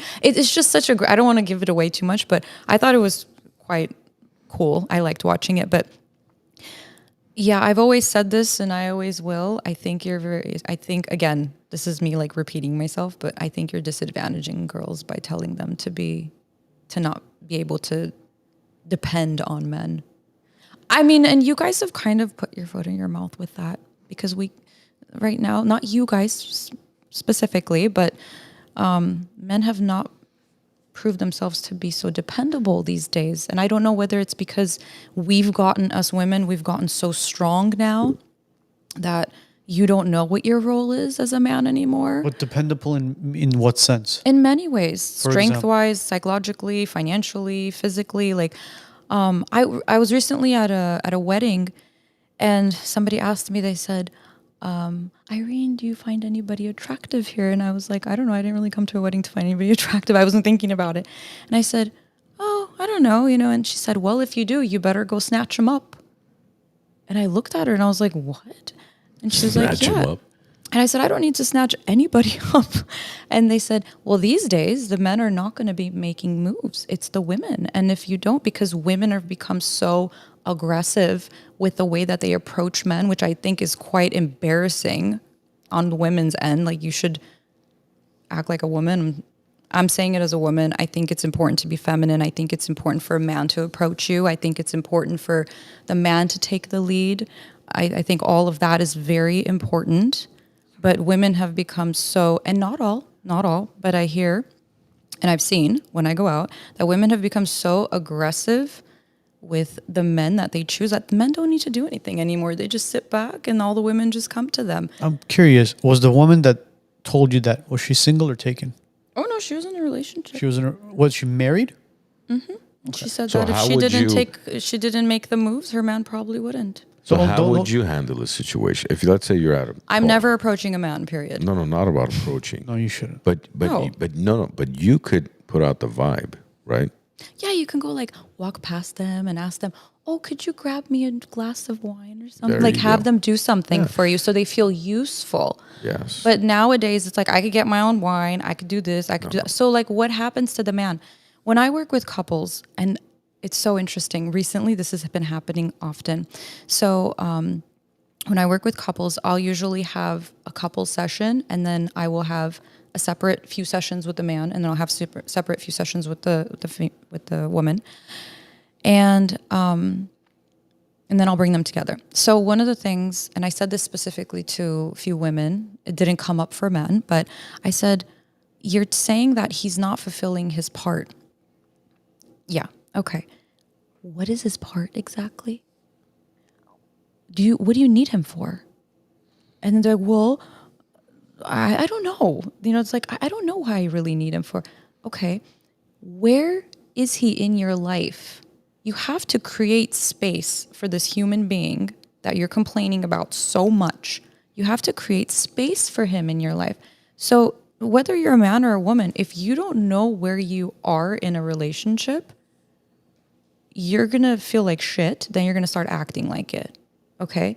So right now, I think that because we are able to do most things for ourselves, we have, some of us have forgotten how to be a little more feminine. And it's really sad because I would much rather be single for the rest of my life than approach a man ever in my life. So what has been the challenge for you personally, if you don't mind? For me, like being in a I don't talk about my love life. I just don't. Okay. I don't talk about my personal life. It's not about me. It's about you guys. We've been an open book, and we ask you. Yeah, but I'm a therapist. I don't talk about my life. My life is not that. It's not that interesting. No, I help people. We want to help you. You don't need to help me. I'm totally fine. Trust me. No, I'm good. See, the fact that you said that, or that individual that was with you said, "Oh, you better go talk to him before somebody else snatches him up." I've come to the realization where I've noticed a lot of people who are so-called being snatched up are men that like to be dominated, that want a strong female figure to kind of control them. Mm-hmm. And a lot of those relationships tend to happen when the guy's much older. The younger ones are gone and they get into relationships with whoever they're in relationship very quickly at a very, very young age. Yeah. Young age, I mean, in today's modern relationship, I'd say anywhere from early to mid 20s to possibly mid to late 20s. They're already in a relationship and they're gone.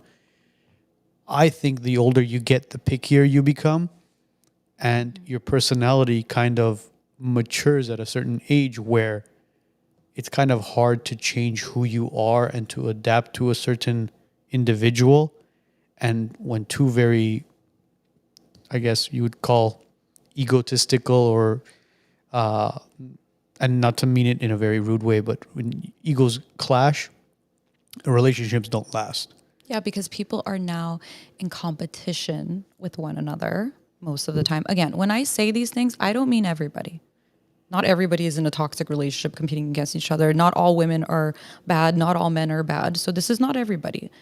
But the problems that we're seeing, because we're talking about mental health and relationships, the problems we're seeing is one of that is that men and women are becoming competitive with one another instead of becoming a team. Like, how amazing is it that I can take care of the household and you can take care of the bills and we're good, you know? Or I can get you if in case like you lose your job, I got you because I'm making money too, you know? But I'm not gonna be like, well, you know, we're in competition now. Like I do this or I do that and you don't. That's not a relationship. Well, the problem is That's a sad situation. Here's the problem. When people go out on dates, instead of asking the People individual... go out on dates these days? Yes, they do. Oh my gosh, that's so cute. I think that's where the problem is. I don't know. Huh? Oftentimes I hear people who are dating or just like come over my house or let's do a barbecue. Well, no. Listen to where I'm going with this.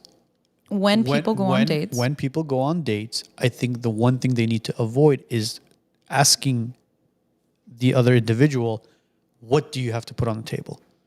That's but men are asking women that these days, you know? And again, I'm not discriminating men or women. That question should be thrown out the window. You cannot ask that individual, what are you bringing to the table? No. This is not about it's not a pissing competition. It's about how we can collaborate together, because that's how a relationship is supposed to be. You can't clap with one hand. You clap with two hands. It's two hands clapping together. Yeah, but you're constantly told on your algorithm of Instagram that you can do it alone. Delete your Instagram. Yeah, but okay, so that's when I think somebody had asked that. They were like, Dr. Irene, this is part of the problem. This is the problem. Okay, exactly. The biggest problem what is our happens phone. here is people are living bullshit fake lives and posting it on Instagram, and then when you go out and you actually meet up with them, it's not what they're portraying on this. Yeah, Remember, I think remember you mentioned it one time where he says, when you're going out on a date with a woman for the first time, don't go freaking balls out and take her to the most extravagant, why not? because that's what she's going to expect later on in the future. No, that's a myth. Listen, you take How is that a myth? Because we know why you're doing. You're trying to impress us. That's cute. Why do I need to impress you? That's how you hold on. Why do you need to That's what's gonna impress? that's what's gonna impress her. Taking her to a very fancy restaurant. It's not and- about the fancy restaurant. It's about all the thought you put into it, or and how, you took it, or like how you about planned it. or how about going somewhere where it's not a high end restaurant, it's a mediocre, okay restaurant where there isn't loud music. It playing, depends on how much you can afford. And- Depends on and- who you are. and it's somewhere where you could sit down and actually have a conversation with each other and kind of open up to each other about who you are and who they are, instead Mm-hmm. of going there and flexing and saying, well, you know what, let me get the ribeye. Oh, sir, would you like some caviar with your ribeye? Or is it black caviar? Is it asaterina caviar? Oh, yes, it is, sir. Is it from the Mediterranean? Oh, yeah, yeah. Oh, you know what, bring me the whole jar and bring me your best wine. No, that woman is going to eventually think that, oh, you know what, this is That's what I not should. true. It is true. No, It is true. no. So how does it work in a woman's mind? In a woman's mind, is like, he's so kind. He gets the door for me. He brought me flowers. He picked me up. That's the opposite of what I just said, though. No, hold on. That I'm that not could all be finished. done. Let her finish. I don't know. No. I don't know. And then It's he your put birthday, thought. Yeah, it is your birthday. Okay, fine. We'll give you some. So it's, wow, he put in thought, of like where he took me, made sure we're in a beautiful place, a nice view, the food is good, like all of that. And this is the thing. That's the modernized way of dating, what you're telling me. We need to bring back traditional. We need to bring back dating. So, sorry, I have to intrude. We have a question.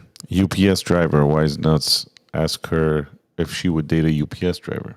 Would you date a UPS driver? Well, why not? There you go. Depends on who he is.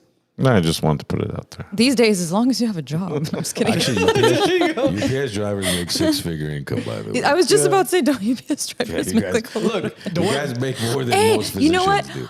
Actually, that would be really bad because I order a lot from Amazon. So if they're wait, they don't do the delivery. That's right. Never They mind. do. UPS, FedEx, they do it. They both do it. It depends on the shipper. This is the thing. You have to meet your match. Okay? I understand where this question is coming from. Oh, you're a psychologist or you're a doctor. Are you going to go date? It's not about the UPS driver. There's maybe that person is a UPS driver, but he also has stocks, but he's also very educated. He has some emotional intelligence. Like I can actually stand next to him when I go to a banquet hall, to a wedding, and be proud of my husband and be proud of being his wife. Yes. But Yeah. again, Or you can marry a would you- doctor who has no concept of emotional intelligence and just thinks that because he has the title of a doctor and you can't have a conversation with him and he doesn't know how to control himself. He's a full-blown narcissist. Like, you get what I mean? It's the person. Now, with the point that this person's trying to probably make is like, oh, I would probably not date somebody who doesn't do what I do or the level. I have to meet that person. I have to know who he is. Can he support my family or our family in the future? Yes, that is true. Yes, you do need to make money in order to have a family, if that's what it was. Would you date or marry somebody who makes less money than you? Depends on how less. I'm just honest. Depends on how less. I don't know what I'm not how- going to be the modern, like, no, you don't have. No, you need to make equivalent. Maybe a little bit less is fine, but you need to make the equivalent or more. So Because you're going to feel like shit if I make more money than you. That's just what a I wanted normal to thing. hear, As a yes. man, you're not going to feel good about yourself. Which I agree. again, I don't blame you for that because it's making sure that your man can step up to Yes. raising a family, protecting, and what else was it, what they were talking about? Look, a man provides and protects. Provides and protects. There we That's go. it. That's the word. That's Yeah. the word I was When gonna I say. have a kid, I want to be home with my child for like the first year or two. Yes, I have a career. I have businesses. I want to set them up so they can kind of run themselves. But I want to be a mother. So if I have somebody who's not able to support, like, how am I supposed to be a mom? Is he going to be a stay-at-home dad? Like, that's not what I want. No, thank you. To bring it into perspective, guys, imagine if it was during the caveman times and she had to go hunting. Yeah, I don't want to hunt. I'm not a hunt. You're not a hunter. I'm not a hunter. You're not a lioness. No, no, remember- thank you. Okay. So what do you good. think as? Because here's the thing. A couple of weeks ago, I posted something on Instagram. I said, "What's up with divorced women all of a sudden? What did I say? Finding themselves and then starting to post these philosophical quotes. Listen, when you go through a divorce, you go through a life-changing experience. Especially, a lot of the divorces I'm seeing right now, the people who are getting divorced were married way too young, and they married the wrong people. They dedicated their life to their marriage and their children, and they were not able to focus on themselves, and they grew apart.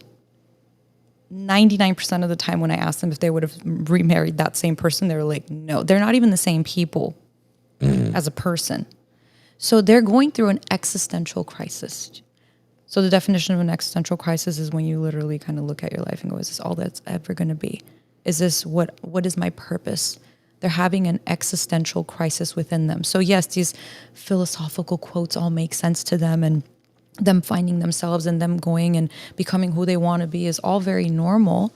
Going through a divorce is a loss. Why not do it in private? Why on Because social Instagram is the problem. I wish Instagram would just disappear off the face of the earth, to be quite honest. Yeah, I mean, go through find yourself, whatever works for you. More power to you. But when you start posting about it constantly, you're not finding yourself. You're trying to find something else, because there's absolutely no reason for you to be constantly. It's either you're Do you have someone in mind? Seems like you have like somebody in mind. in mind, as in, do I know people on Instagram? Yeah, Of course I that do. too, Yeah. yeah. That's how I come up with the ideas. When I see something, I'm like, boom. I Bro, gotta- it's insecurity. That's all it is. I don't know. man. I wouldn't call it insecurity. Of course it Because is. Instagram also, people use it to express themselves. And if you're, so whatever you're going through, whatever you're eating, whoever you, like, people are posting their life, right? Irene, they're It's doing a- it to impress the people or get the attention of the people that they don't like. It's when it's after a divorce. It's like, see, I'm doing much better than when I was with you. Oh, But you're flexing. okay. You're flexing that so Oh. the people that Well- you don't like look at it and go, "Oh, look! Oh, she's doing so much better." Okay, now." so this is I was the it's problem. something. No. So this is the thing. Whenever somebody is going through a breakup and they're posting how much they're partying or they're doing well, they're not doing well. They're not doing well. It's 100%. It's not the party. Not 100%, but sometimes they could if they're coming out of a toxic relationship. But even then, they're psychologically, there's a loss. But we can't assume that everybody's doing it for attention. But yes, you also have to take whatever you see on Instagram with a grain of salt. That's why I always tell people, don't post your personal life. I have issue when they become Wayne Dyer all of a sudden. It's like, really? Wayne Dyer. Really, sweetheart? Now all of a sudden you're... Who do you have it? Like who? I want to know. I would show posts without their name. I got to go through some of the, my archives too. Yeah. It just, You should keep your relationship private, whether you're doing good or you're doing bad. And especially if you have children, you should absolutely not blast your spouse, considering the fact that everything you put on Instagram is going to be there forever. You have to be respectful. I understand things happen in your life that are very sad or messed up at times, but you should never blast your spouse or your ex on Instagram, period. It just makes you look bad. No matter what they did, even if they did the worst thing in the world, if you're blasting them, you just look bad. of course you do. And I've seen that too. It's like, just put all your laundry on the Instagram. Go ahead. I don't understand that either. I don't Because know. I think, see, part of the problem is it's how men and women communicate. We're so different. If men have an issue, we'll either deal with it ourselves or we'll have a very generic conversation with one of our close friends without discussing too much details. Women, I feel like they'll post it because all these women, and then here's the thing. Not only will they post the rebirth and the refine, I just found myself in all these beautiful quotes, and then they'll post the remarks they're getting from all their girlfriends on Instagram, like, "Oh, girl, you look so fantastic. What are you wearing?" "Oh, I'm wearing whatever." And then it's like 45 different stories of so and so asked me what I'm wearing, and "Oh, you're doing so fabulous, girl. You don't need." No, Yeah. really, that's I get what you that's where mean. we're at with society these days. Yeah, I mean, because people are very lonely and they need people's validation that they have no clue who they are, but they're telling them that they're beautiful. Listen, we live in a different world, okay? And so people get validation from Instagram like that. exactly. Okay, and that's what's wrong. But is it true validation? No. Exactly.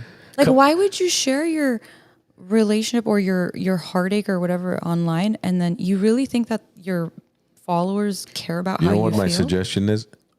Be a guest on the WiseNuts. Share it with us. Nobody watches. Nobody watches So the you show get judged anyways. more. We're not going to judge anybody. Are we judgmental, Irene? Please. Are we? No, I don't Are know. we? I mean, our first show was a little iffy, but We can, What's that supposed to mean? we can break it down if you want. I know exactly what we talked about. For sure. oh, I do too. No, I think Amethyst, are you still the woman of the house? no, I think he's the man of the house actually. Amethyst? Yeah, You remember Amethyst? I remember him. Avitis is pretty awesome, actually. I know who that is. you He's know who it actually, is? I know who Okay, it is. okay, Yeah, okay. he's pretty Okay. awesome. I don't know him personally. Don't take it personally, but based on the comments, I don't know. But look, But going back, I agree with that. yeah, going back to social media, and Yeah. this is advice to everybody, whether you're a man, you're a woman, it doesn't matter. Please don't rely on bullshit social media for validation, because what you're doing right now is you're just putting a band-aid over a very large wound that needs time to heal. And you getting that bullshit validation from the people that you think they like you is not true. And the females talking about their night out, from the night before, where they come home and they go, "Oh, for those of you asking me about my dress and my earrings and who did my hair and my lashes and my oh my god, what's the bro." Honestly, funniest- I can't deal with that either. I Bro, don't get understand. over yourself, Okay, but you know man. what? You know what? You know, I have to say this. So I get a ton of like direct messages from women, just like, "Oh, like how do you get your hair done like that, or your makeup? You should do like a get ready with me." I will never in my life do a get ready with me video ever in my entire life. I just think that's just a waste of time. I use my social media for psychology, educational Yeah. purposes, posting we've things that I noticed. think is going to We've help noticed. people. But if I promise you, and I'm not being a narcissist in any way, but if I was to tomorrow start posting about where I got my outfit from, what perfume I use, makeup, I would probably have like 3 times more followers because that's what people are into. So people like watching that. And so the people that are doing it are getting all this nonsense driven love and affection validation on nothing. Like, I don't care what pants you're wearing. Imagine I really if don't I care. did a get ready with me. Here, put on the black t-shirt and a hat. You're ready with me. Bro, Let's go. that's a way of you trying to flex in front of people, man. That's all it is. You know what? You know what they're doing? Yes. They're talking about the dress that they bought, the earrings that they have, the panties that they have, and they want you to go look it up to see how much they bought it for them to basically get some sort of validation as to, oh, look what. And then you know what happens? Those people that look it up call one another and they go, "Hey, Irene, did you see what she was wearing? Did you see what she bought? Oh my God. I can't believe she paid $3,500 for that You know dress." too much about this. I don't know. Wait, but Bro, because sometimes that's what also, it is, man. but sometimes they're making money off of posting Oh, stuff. come on, bro. Yeah, they do have discount codes. Yeah, they have. Yeah. So like on my No, and that's how they get credit. so for it, Amazon gives you there's a ton of different things, but like I have an Amazon influencer account. So Is that what you Yeah. What's I an do. Amazon influencer account? so Free shipping? Okay, so no, Is that so why like you twirl the pen when you're talking? Is it the pens? No shit. swear to God. Okay, so basically, okay, See, no. This is what they do. She's opening up, So, guys. no. So everything, it's not everything, but when I post things like the books that I like to read or like the pens that I use and stuff like that, that I really like the journals, the gratitude journals, stuff like that, I buy it all off on Amazon.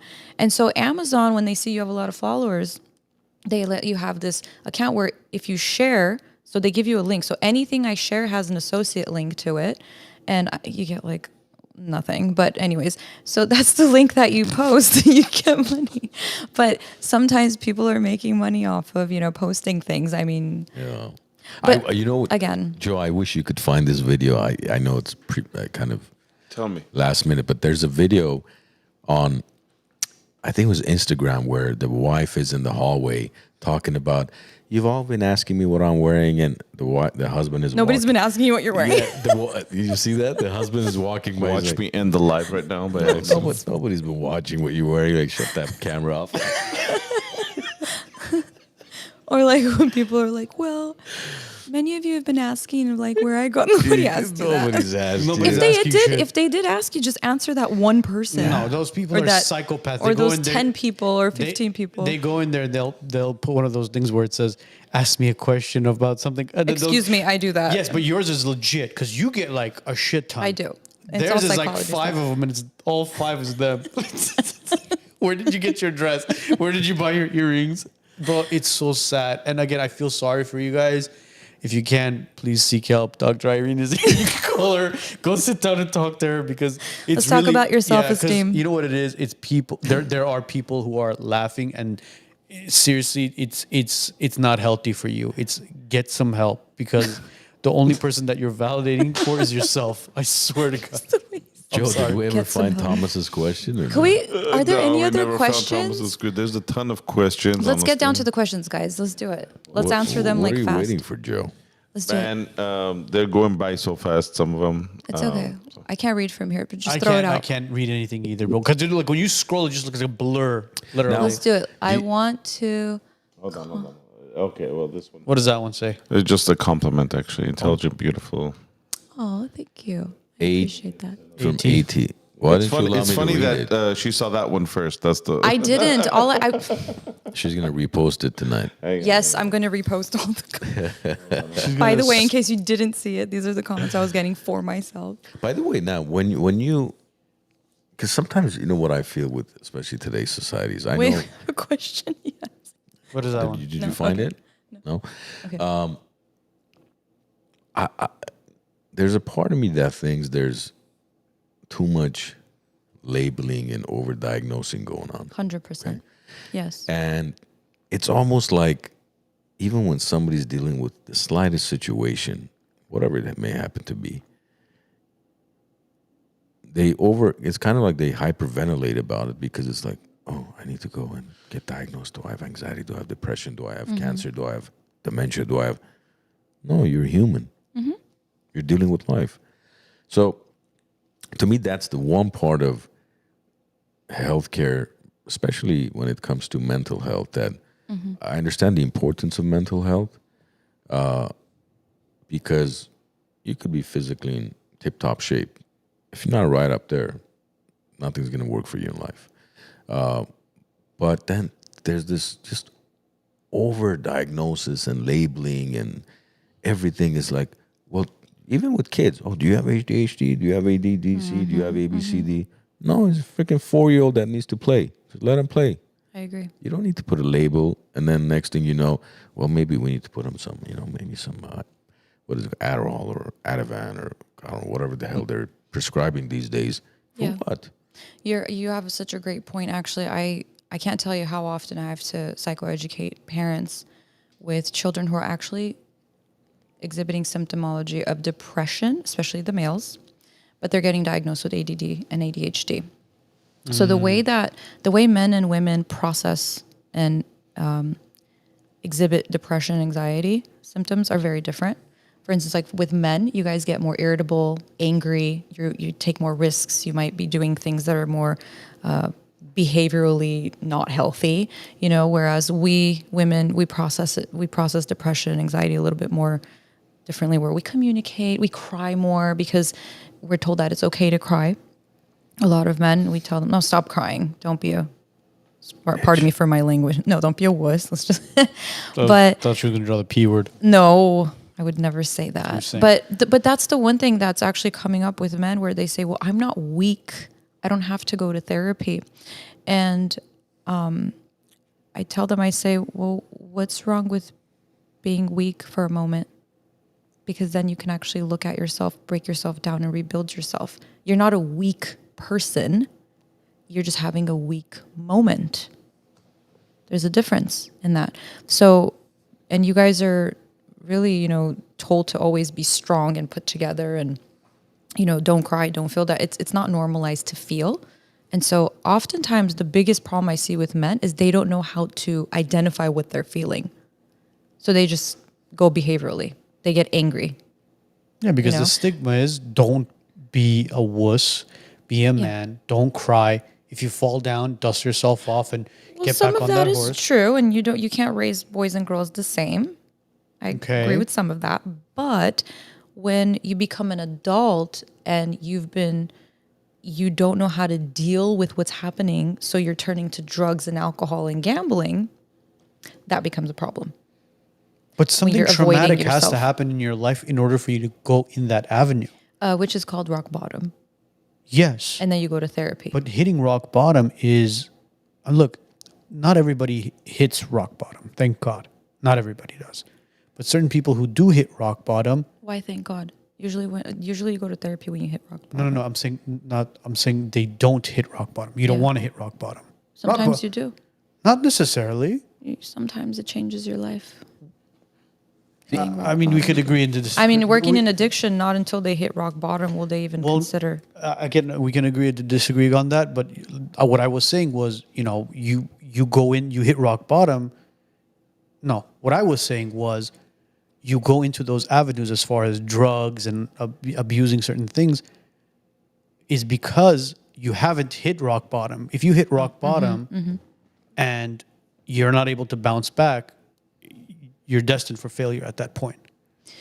Yeah, and that's a prime example of a male not knowing how to deal with what's happening in life, so they're distracting themselves. So as a child, as a little boy, whenever I was working with kids, I was a behavioral therapist for the longest time, and I was working with children who were diagnosed with autism and related disorders, and they had like a lot of like aggressive behaviors and stuff.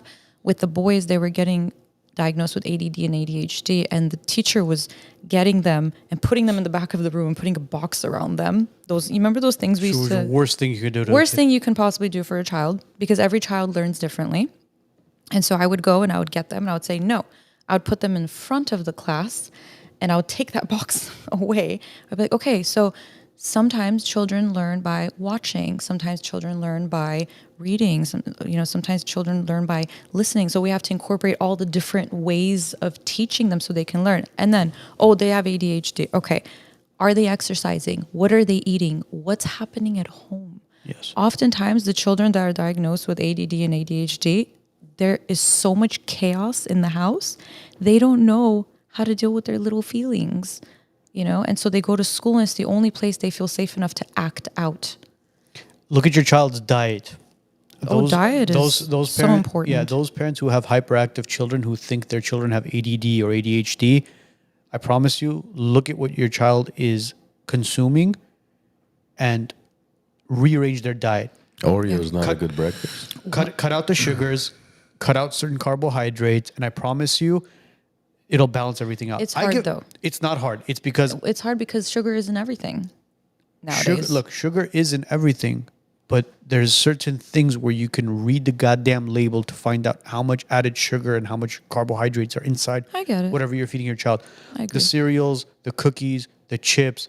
There are parents who go, well, my kid doesn't need anything. All they're eating is chicken nuggets, chips, and Oreos and cookies. Well, no shit, because it's sweet. It's addicting. Yeah. Your child wants that because it's an addicting type of food.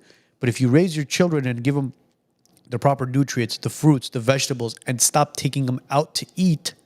Yeah, but parents are so busy these days. And I'm not saying excuse. I get it. That's an excuse. I'm sorry. Look, yes, diet is very important, but it's even more important for children to be active. Like I remember as a child with my brothers running outside and rolling in the grass and getting all itchy, and like that was my childhood. I never watched TV. There was no such thing as like we played outside, we got hurt, we broke our bones, we did things. Seriously, when was the last time we saw a kid in a cast? You see? So children need to be active. So now you have this little human being with all this built up energy inside of them. They don't know about, and they're just like, go to school. Then you go to school after 8 hours of school, you have 7 hours of homework to do. And then you have extracurricular activity of like piano or whatever. Physical activity needs to be incorporated in a child's life constantly because it's going to teach them discipline. It's going to give them purpose. It's going to teach them to be competitive, how to win, how to lose, self-esteem, and be healthy. Absolutely. I agree. So I don't know. I mean, Look, it's different for everybody. If you're able to meal prep for yourself, you can meal prep for your child as well. It's not hard. Yeah, we just can't generalize because sometimes parents can't. It's an excuse. It's an excuse. You have to eat something, don't you? You do. You come home at night. You have downtime. Instead of getting on this piece of shit, go prep something for you and your family to eat. Well, who's gonna post the philosophical quotes? If you're gonna be cooking. Again, try not to find an excuse for stuff. I mean, you guys have seen certain meal preps that I do for myself as well. If I could do it for myself, you could do it for your kids, man. By the way, speaking of rock bottom, I don't think you need to go to therapy when you hit rock bottom. I would recommend. I think therapy is. So when should you go to therapy? When do you think you should go to therapy? I don't want to use the word therapy. I think you should go talk to somebody a few times a year. Why is it so hard to just say a therapist? Because therapy people think there's something wrong with them. No. That's Until you go to therapy mean and you patients- realize you're just patients human. think there's Oh, the something wrong. patients think that. Yeah, I'm not talking about. Okay, but what you if said there is therapy something people. wrong? But see, that's the thing. But even if you go talk to somebody else, then there's something wrong. That's why you're talking to them. I don't think you need to wait for something to be wrong to go talk to somebody. What I'm saying is be proactive, not reactive.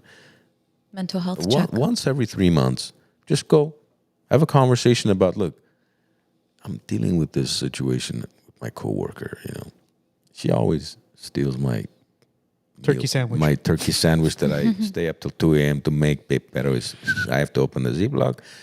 Made a whole reel on it on Instagram. Then I got to post a philosophical quote, find something. Tag all the links of where I got my beef and stuff. This is where I got my socks. Oh God! And hope somebody clicks on the link in order to buy it so I can make some money. So you can get your penny. Yeah. Jesus Christ! But in all Gotta pay seriousness, tax on that. my point is, there's nothing wrong with just general conversations. Go just talk about, look, I've been married for 5 years. But who are you going to go talk to? A therapist. But when you say I need therapy, it's like, But therapy is healing. there's nothing wrong with me, dude. I don't need therapy. That's what I'm saying. Go talk to somebody like Dr. Irene. Yeah, and that's where I was kind of going with the whole rock bottom thing. It doesn't have to be necessarily be you hitting rock bottom. Yeah. If you hit rock bottom and you still refuse to go see a therapist, that's when you know that shit's gonna hit the fan really hard. Have you ever been to a therapist? I haven't. That's your problem right there. Have you been to a therapist? Of course, Yeah. many times. Why haven't you been to a therapist? I just haven't been to a therapist. I don't think there's been a need to go to a therapist. That's exactly the point I'm trying I to don't know. make. I think there's some stuff you're dealing with actually. you talking about? Sometimes when I look, yeah. Please elaborate. Yeah, tell me, Okay, please. you're a very focused individual. Okay, so what is it then? Tell me. I'm curious. No, I'm not going to do that. Why not? I'm allowing you Can we to go do to the it. questions? allowing you Wait. to do it. Your followers that you forced to follow you were asking questions. Come on, Irene. We were getting to All the right, so juicy we- stuff, and you just. We have a Come on, question. dude. We have a question. Apparently, my wife is here as well. Oh, is she? Yeah, she opened the door. She waved. I'm like, She thinks you All were right. there. Okay, so Who should- questions. Well, Questions. yeah, guys. you could Who ask should her, by the pay way. on a date? Huh? Who should pay on a date? A man. Of course. Why is that even a question? But that is. Who should pay on a date? What a man. if she's on the phone the whole A time? biological man. What if she's on the phone the whole time during the date? You book it. Then you should tell her to Take get a- off of her take phone a and start long being pee break. respectful. Break. I gotta pee at home. I have small bladder. No, if she's not, listen, if you're going to go on a date, you're going to be on the phone, which is actually really sad. I've seen this quite often when I'm out. I love to just sit down sometimes and people watch, and it's so sad. I look around, 4 friends, all on phone. Child, mom, dad, phone, child's on an iPad, on a date, on the phone. And I can't take it sometimes. I start making comments. I'm like, isn't it weird how we're out and everyone's on their phone? Good. Like, Good. because it's sad. Who are you on the phone with? That's so much more important than the person that took time out of their life to spend time with you and have a meal with you. By the way, you should never have a meal with just anyone. Having a meal is the most important thing you'll ever do in your life, and you should be very picky of who you eat with. I'm just throwing that. Breaking bread with the right people. Yes.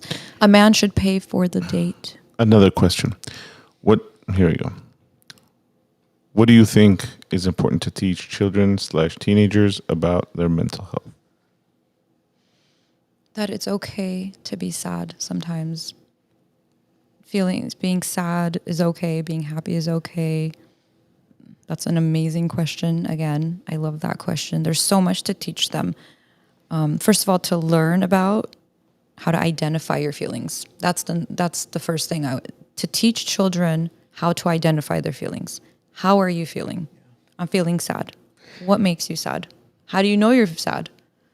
Sometimes people who are excited and scared, they don't know the difference, by the way. Going back to that question, you as a parent, if you grew up here, that is, meaning if you went to middle school, elementary, middle school, high school here, you as a parent have an upper advantage over your parents raising children in today's society. I know it's very different. There's a lot of curveballs thrown here and there that we kind of have to dodge. But the advantage you have is our parents came to this country with the whole 2 suitcases, $20 in my pocket, didn't know the language. You experienced middle school. You experienced high school. There's certain things that happened where you can go back in time and say, hey, listen, I should have avoided this. I should have avoided that. This is how I should have acted. This is how I should have done in school. Here's an advantage for you to take your child and mold them into something that you could have been. Because we've said this on the show before in the past, and I'm going to say it again. Your child should be the one person you should never be jealous of when they do better than you. Oh my God, that's awful. Why would you be jealous of your child? You'll be surprised. Wow. One thing I want to bring up actually with teenagers, I've seen this a lot, is they're kind of competing as to who has the worst mental disorder, No. who's on more medication, who has more trauma. And I think it's really sad because Boys or girls? having both. Both? Yeah, they're like in competition as to like how much trauma they have and how depressed or how crazy they are. And I really want to emphasize on the importance of understanding what mental illness is and how serious it is. And I encourage people to stray away from pop culture trauma, pop culture mental health treatments and stuff like that, because there's nothing fun about having trauma. There's nothing cool about having traumatic experiences. It's quite sad and it's awful, and it really affects people in many ways throughout their life, sometimes their entire life if they don't get help. But now it's kind of like, I'm happy that being in therapy is becoming more normal, should I say, and acceptable, but it's not cool to go to trauma therapy. That's a serious thing. But yeah, with the teenagers, they're just kind of in competition as to like how crazy they are or how bad their diagnosis is. And then they read up on the diagnosis in like Google and stuff like that. And then they start learning the behaviors and they start acting that way. Oh my God. Yeah, it's actually really sad. So I tell them, I say, we need to be healthy-minded a little bit. This is where very are the serious. parents? It's On this is Instagram. the thing. Like, it's not. Well, we can't. Again, you guys, we can't always blame the parents. Sometimes parents are really doing the best they can, and their children are just too caught up with pop culture, following influencers on Instagram and how they're doing this and they're doing that. And This is why family dinners, family breakfasts, Yes. family lunches are very important. yes, See, I love that. See, yes. we dinner's the toughest one for us to do. It's very, very difficult for us because with all the kids' extracurricular activity and work and all that stuff. But we do family breakfasts. And when we do family breakfast, we sit down and we communicate, we talk. And every now and then, what you can do is not directly say something about society, but kind of hint it to your kids that which one is better, X or Y? Which one would you want, B or C? Like with my daughter, she was talking about, this car, blah, blah, blah, blah, blah, blah, blah. And I asked her a question. I said, let me ask you this.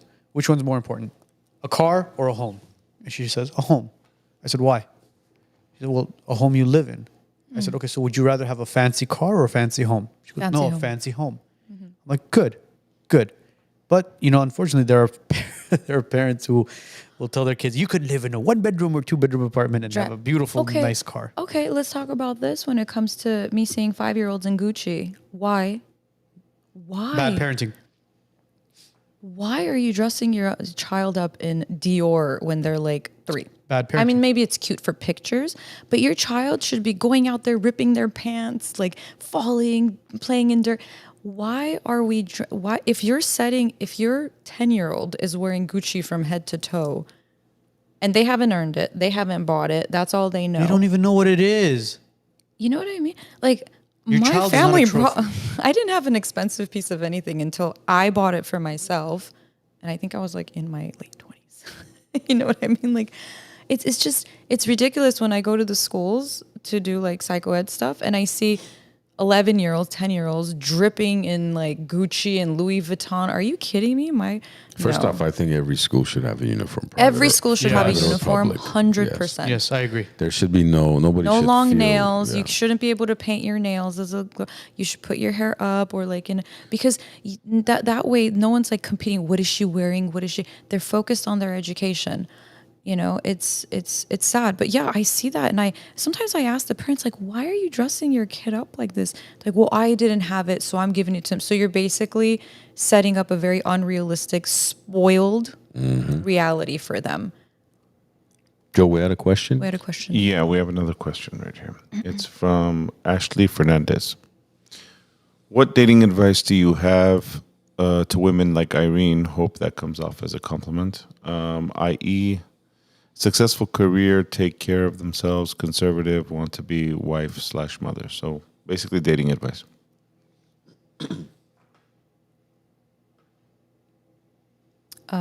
Like, Dating Well, advice for women like basically- yeah. Irene. So she's basically saying that she has a successful career. She takes care of What herself, takes advice? care of herself. be a good human. Don't let the world destroy your heart or your mind. Don't get tainted. Follow your heart. Give people chances. Sometimes the people that you don't think are good enough for you, they might surprise you. And don't be so egocentric and try to do everything for yourself. Like give room to that person to be in your life. So somebody recently told me this and I was like, wow, this is amazing. They said, is there room for a person in your life for a relationship? And I was like, that's so interesting. What do you mean? And they're like, well, what do you do for yourself? Because I work a lot. I'm always working. And I said, I don't really know what I do for myself, actually. I don't know. I work, helping my patients helps me. I have 2 dogs. And I was like, I take walks. That's one thing I do. And they're like, okay, but you don't do anything. There's no room for any kind of anything else besides, like, you filled everything up with work. And that person literally inspired me to go and sign up at the gym and sign up to more community things where I meet people and do other things other than my work, which has been nice because I've gotten to meet so many different people and I'm, going to go and start taking care of myself. And it's a different world, So in my mind, I was like, no, I have to work. I have to do this. I have to stay focused. But then I realized there's no room in my life for a relationship. That's why I don't pay attention to it. That's true because over the years I've seen that with, especially women, where, for example, a friend of mine will be like, "Oh, do you know so and so girl?" I'm like, "Oh yeah, she's my friend's sister or my cousin's friend, whatever." Like, can you ask them if she's available? And then I'll ask, and she's not in that place in her life right now. I don't understand What that. the hell does that mean? I don't understand where. Well, what I mean, I place guess are I you do, in? but so I guess maybe that person's just going through some sort of transition in their life. Like if you just got out of a divorce, the last thing you want to do is go into a Okay, that's relationship. I get it. understandable, Give yeah. it some time. I always say give it a good 2 years for you to grieve the loss of your relationship, develop a better understanding of yourself, maybe go to therapy, blah, blah, blah. Okay. Post some philosophical quotes. Don't post philosophical quotes. As a matter of fact, if you can get off of Instagram and do yourself a favor, that would be better because you. it just delays your healing process. And all the fake people that are, giving you all that validation, you're going to realize that that's not real life. So it depends on where you are in your life. I agree with that. But if you have everything going for you and you feel like you're kind of lost and you can't connect to people, maybe step out of the circle that you're looking. Because we tend to surround ourselves with a circle of people and then we're afraid to step out of that. That's why I said when I joined the gym, which I had never done before in my life, I go to certain social events. Now I actually go to places that I wouldn't necessarily go to. That in the past I was like, I don't feel like it, or I developed social anxiety for a moment in my life, where I was like, oh God, just being around people, I don't want to do that. So you just have to step out of your bubble and just present yourself to the world, and then the world will present people to you. Yeah, I agree. Step out of your comfort zone and look for somebody who has the same morals. Don't look for Just- anybody. Well, Just I don't- I step don't- out I and they'll don't come mean- to you. No, I don't mean it as in like physically go out there like looking for Waldo. I mean it as if the person that you're attracting has the same morals, same values, same principles, and is Yeah. goal driven. That's who you're looking for, and that's to Ashley, because Ashley she mentioned something about conservative as well. Having just those conservative values and principles and morals, if you can find somebody with those exact characteristics and is goal driven, which is very important. Somebody who's goal driven, you will be compatible with that. But I Yeah, but love- don't get competitive. But I love what No, you no, said no, no. earlier. It's evaluate yourself. Are you leaving any room for anybody to come into your life or not? I totally agree with that, because people get caught up in their careers and their day to day, and before you know it, you're gonna get, the older you get, the more challenging it's gonna become, because now the person you meet is probably gonna have some, baggage or previous whatever that you may not be too fond of, and Vice versa. so don't leave room. If you leave room, eventually somebody's gonna come into your life. Let's go to that super chat and then Yeah, call it we a night, have guys. a Super super chat, chat. yes, Wow. from Arno A. Super chat. Any advice on dating? My dong. I don't have issues finding dates, but the older I get, the pickier I get, and the smallest issue will turn me away. What advice do you have? Step out of your ego and your pride and just be human. It seems like he has a little bit of set ways, and that's what you mentioned, like the older we get set in our ways. I think people forget to have fun. Get in touch with your childhood self. Be a little more simple, just be open, laugh more, have a little more sense of life is not that serious, guys. It's really not that serious. We take things way too serious. Laugh, be silly, go out, do things you wouldn't do necessarily. I understand, like, especially when we live alone, we like to have things. I'm like that too. I'll walk into my house. I recently had like construction workers come and they left my toilet seat up. They turned my light. I was like, oh my God. And then I stopped. I was like, but that's how it is when people come to your house. They move things around. Yeah. They do things. You can't let it get to you. So don't be so set in your ways. And that's why I don't like the whole, you asked me, what's my, not structure. You said, you used a specific word, like what's my Routine. I said routine. Routine. That's why I don't think, like, having a routine is nice, but your whole life doesn't have to be a routine. No. And then you become this OCD, like, rigid person. If you want to be in a relationship, you need to give up some of your rigidity. You need to become more flexible. You need to be more fluid, where you're able to communicate and do things differently, think outside the box. Yes. So, seems like you're a little rigid. If you're finding something wrong in everybody, maybe you should see what's wrong within yourself, with all due respect, and just kind of figure out how you need to get out of your way, basically. Yeah. That's what I'm saying. Seems like he's a good guy, but he's having some trouble. See, she thinks you're a good guy. That's not me, by the way. My hands have been on my knees. I know he has. Everyone thinks Arno A is Arno. That's not me. That's Most not me. people's Same- life problems come because of themselves, meaning like they are in their way. That's why things Yes. are not happening for them, because they are in their own way. And you know what? Another advice I give people, it's like, a lot of you guys, when your friends, family come to you, you guys are pretty intuitive as far as giving them the right advice. When you're talking to yourself, pretend somebody else is asking you the same question. What advice would you give them? And give it to yourself. And that's, I think, where the getting in your way is you're able to give others advice, but when it comes to you, you just Don't want to take it. Yeah, you couldn't save your life. What was it called? Get your head out of a paper bag. What's it called? There's a Get your Take, head out get, of a your paper, ass. get your head out. find your way out of a paper bag. I Find think your- that's what Oh, I think that's get your head out of your ass. Get your head out of your ass too. Yeah. She dropped the swear word right before the podcast. Okay, any other questions, you guys? That's what we were looking Yeah, for. there's one more. Also, for as far as dating is concerned, a great first date for any of you guys, as far as taking somebody out, go to a comedy show. Yeah, use humor. Laugh together. Laughter is Laughing amazing. is amazing. Unless And- you're Yeah. my friend where I invited him to a comedy show. no, He was sitting right in front of the comedian. and yeah, okay, look, Picked on him or the do whole things night. together. Oh, you know what you should rock absolutely do? climbing. You know what you should do if you really want to get to know somebody Swear to really, God. really Rock quick? climbing. Spend a Or whole pool day with party. them. Spend a Doing day what? with them. Doing what? Different things. Spend a whole day with them. See how they react when they're mad, upset, sad, and like all, Or take them to a pool party. and all their makeup comes off. Yes. Let's see how much. We posted it the other See how day. waterproof you Let's see how waterproof that personality is. What do you think if we hosted like speed dating here? I can be the psychologist to go ahead and psychologically evaluate the people. God. No, but would you participate?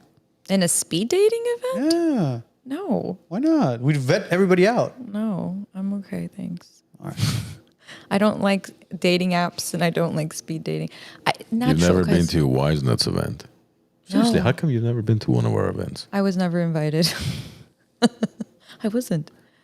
Was I? We had We'll an talk election. about that We'll off talk cam- about that off after. camera, Yeah. yeah. off the Yeah, we camera. should. I don't listen. I know my friend who's a therapist. He does speed dating events. He's actually awesome at what he does, and it's great. Like people have met each other. I don't like setup. Like I like to like just go out and meet people. Well, you'll go out with them after once you somewhat connect with them. Oh God, that's just weird. Then they know you're there because you know why they're there, and you're just like, hey, how are you? Where do you see yourself Remember, in 5 years? don't Blah, blah, get- blah. don't I get- hate that question. Don't get in your own way, doctor.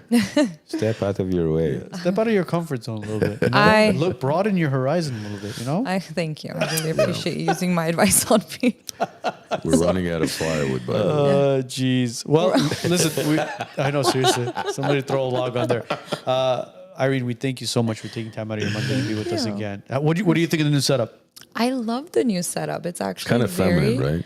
Very feminine. Yeah, super That's the modern vibe we're feminine. going Super for. No. estrogen and like. It, I think it's great. I love this, and I love how much you guys have expanded. And like, I love this. This is amazing. This is very you.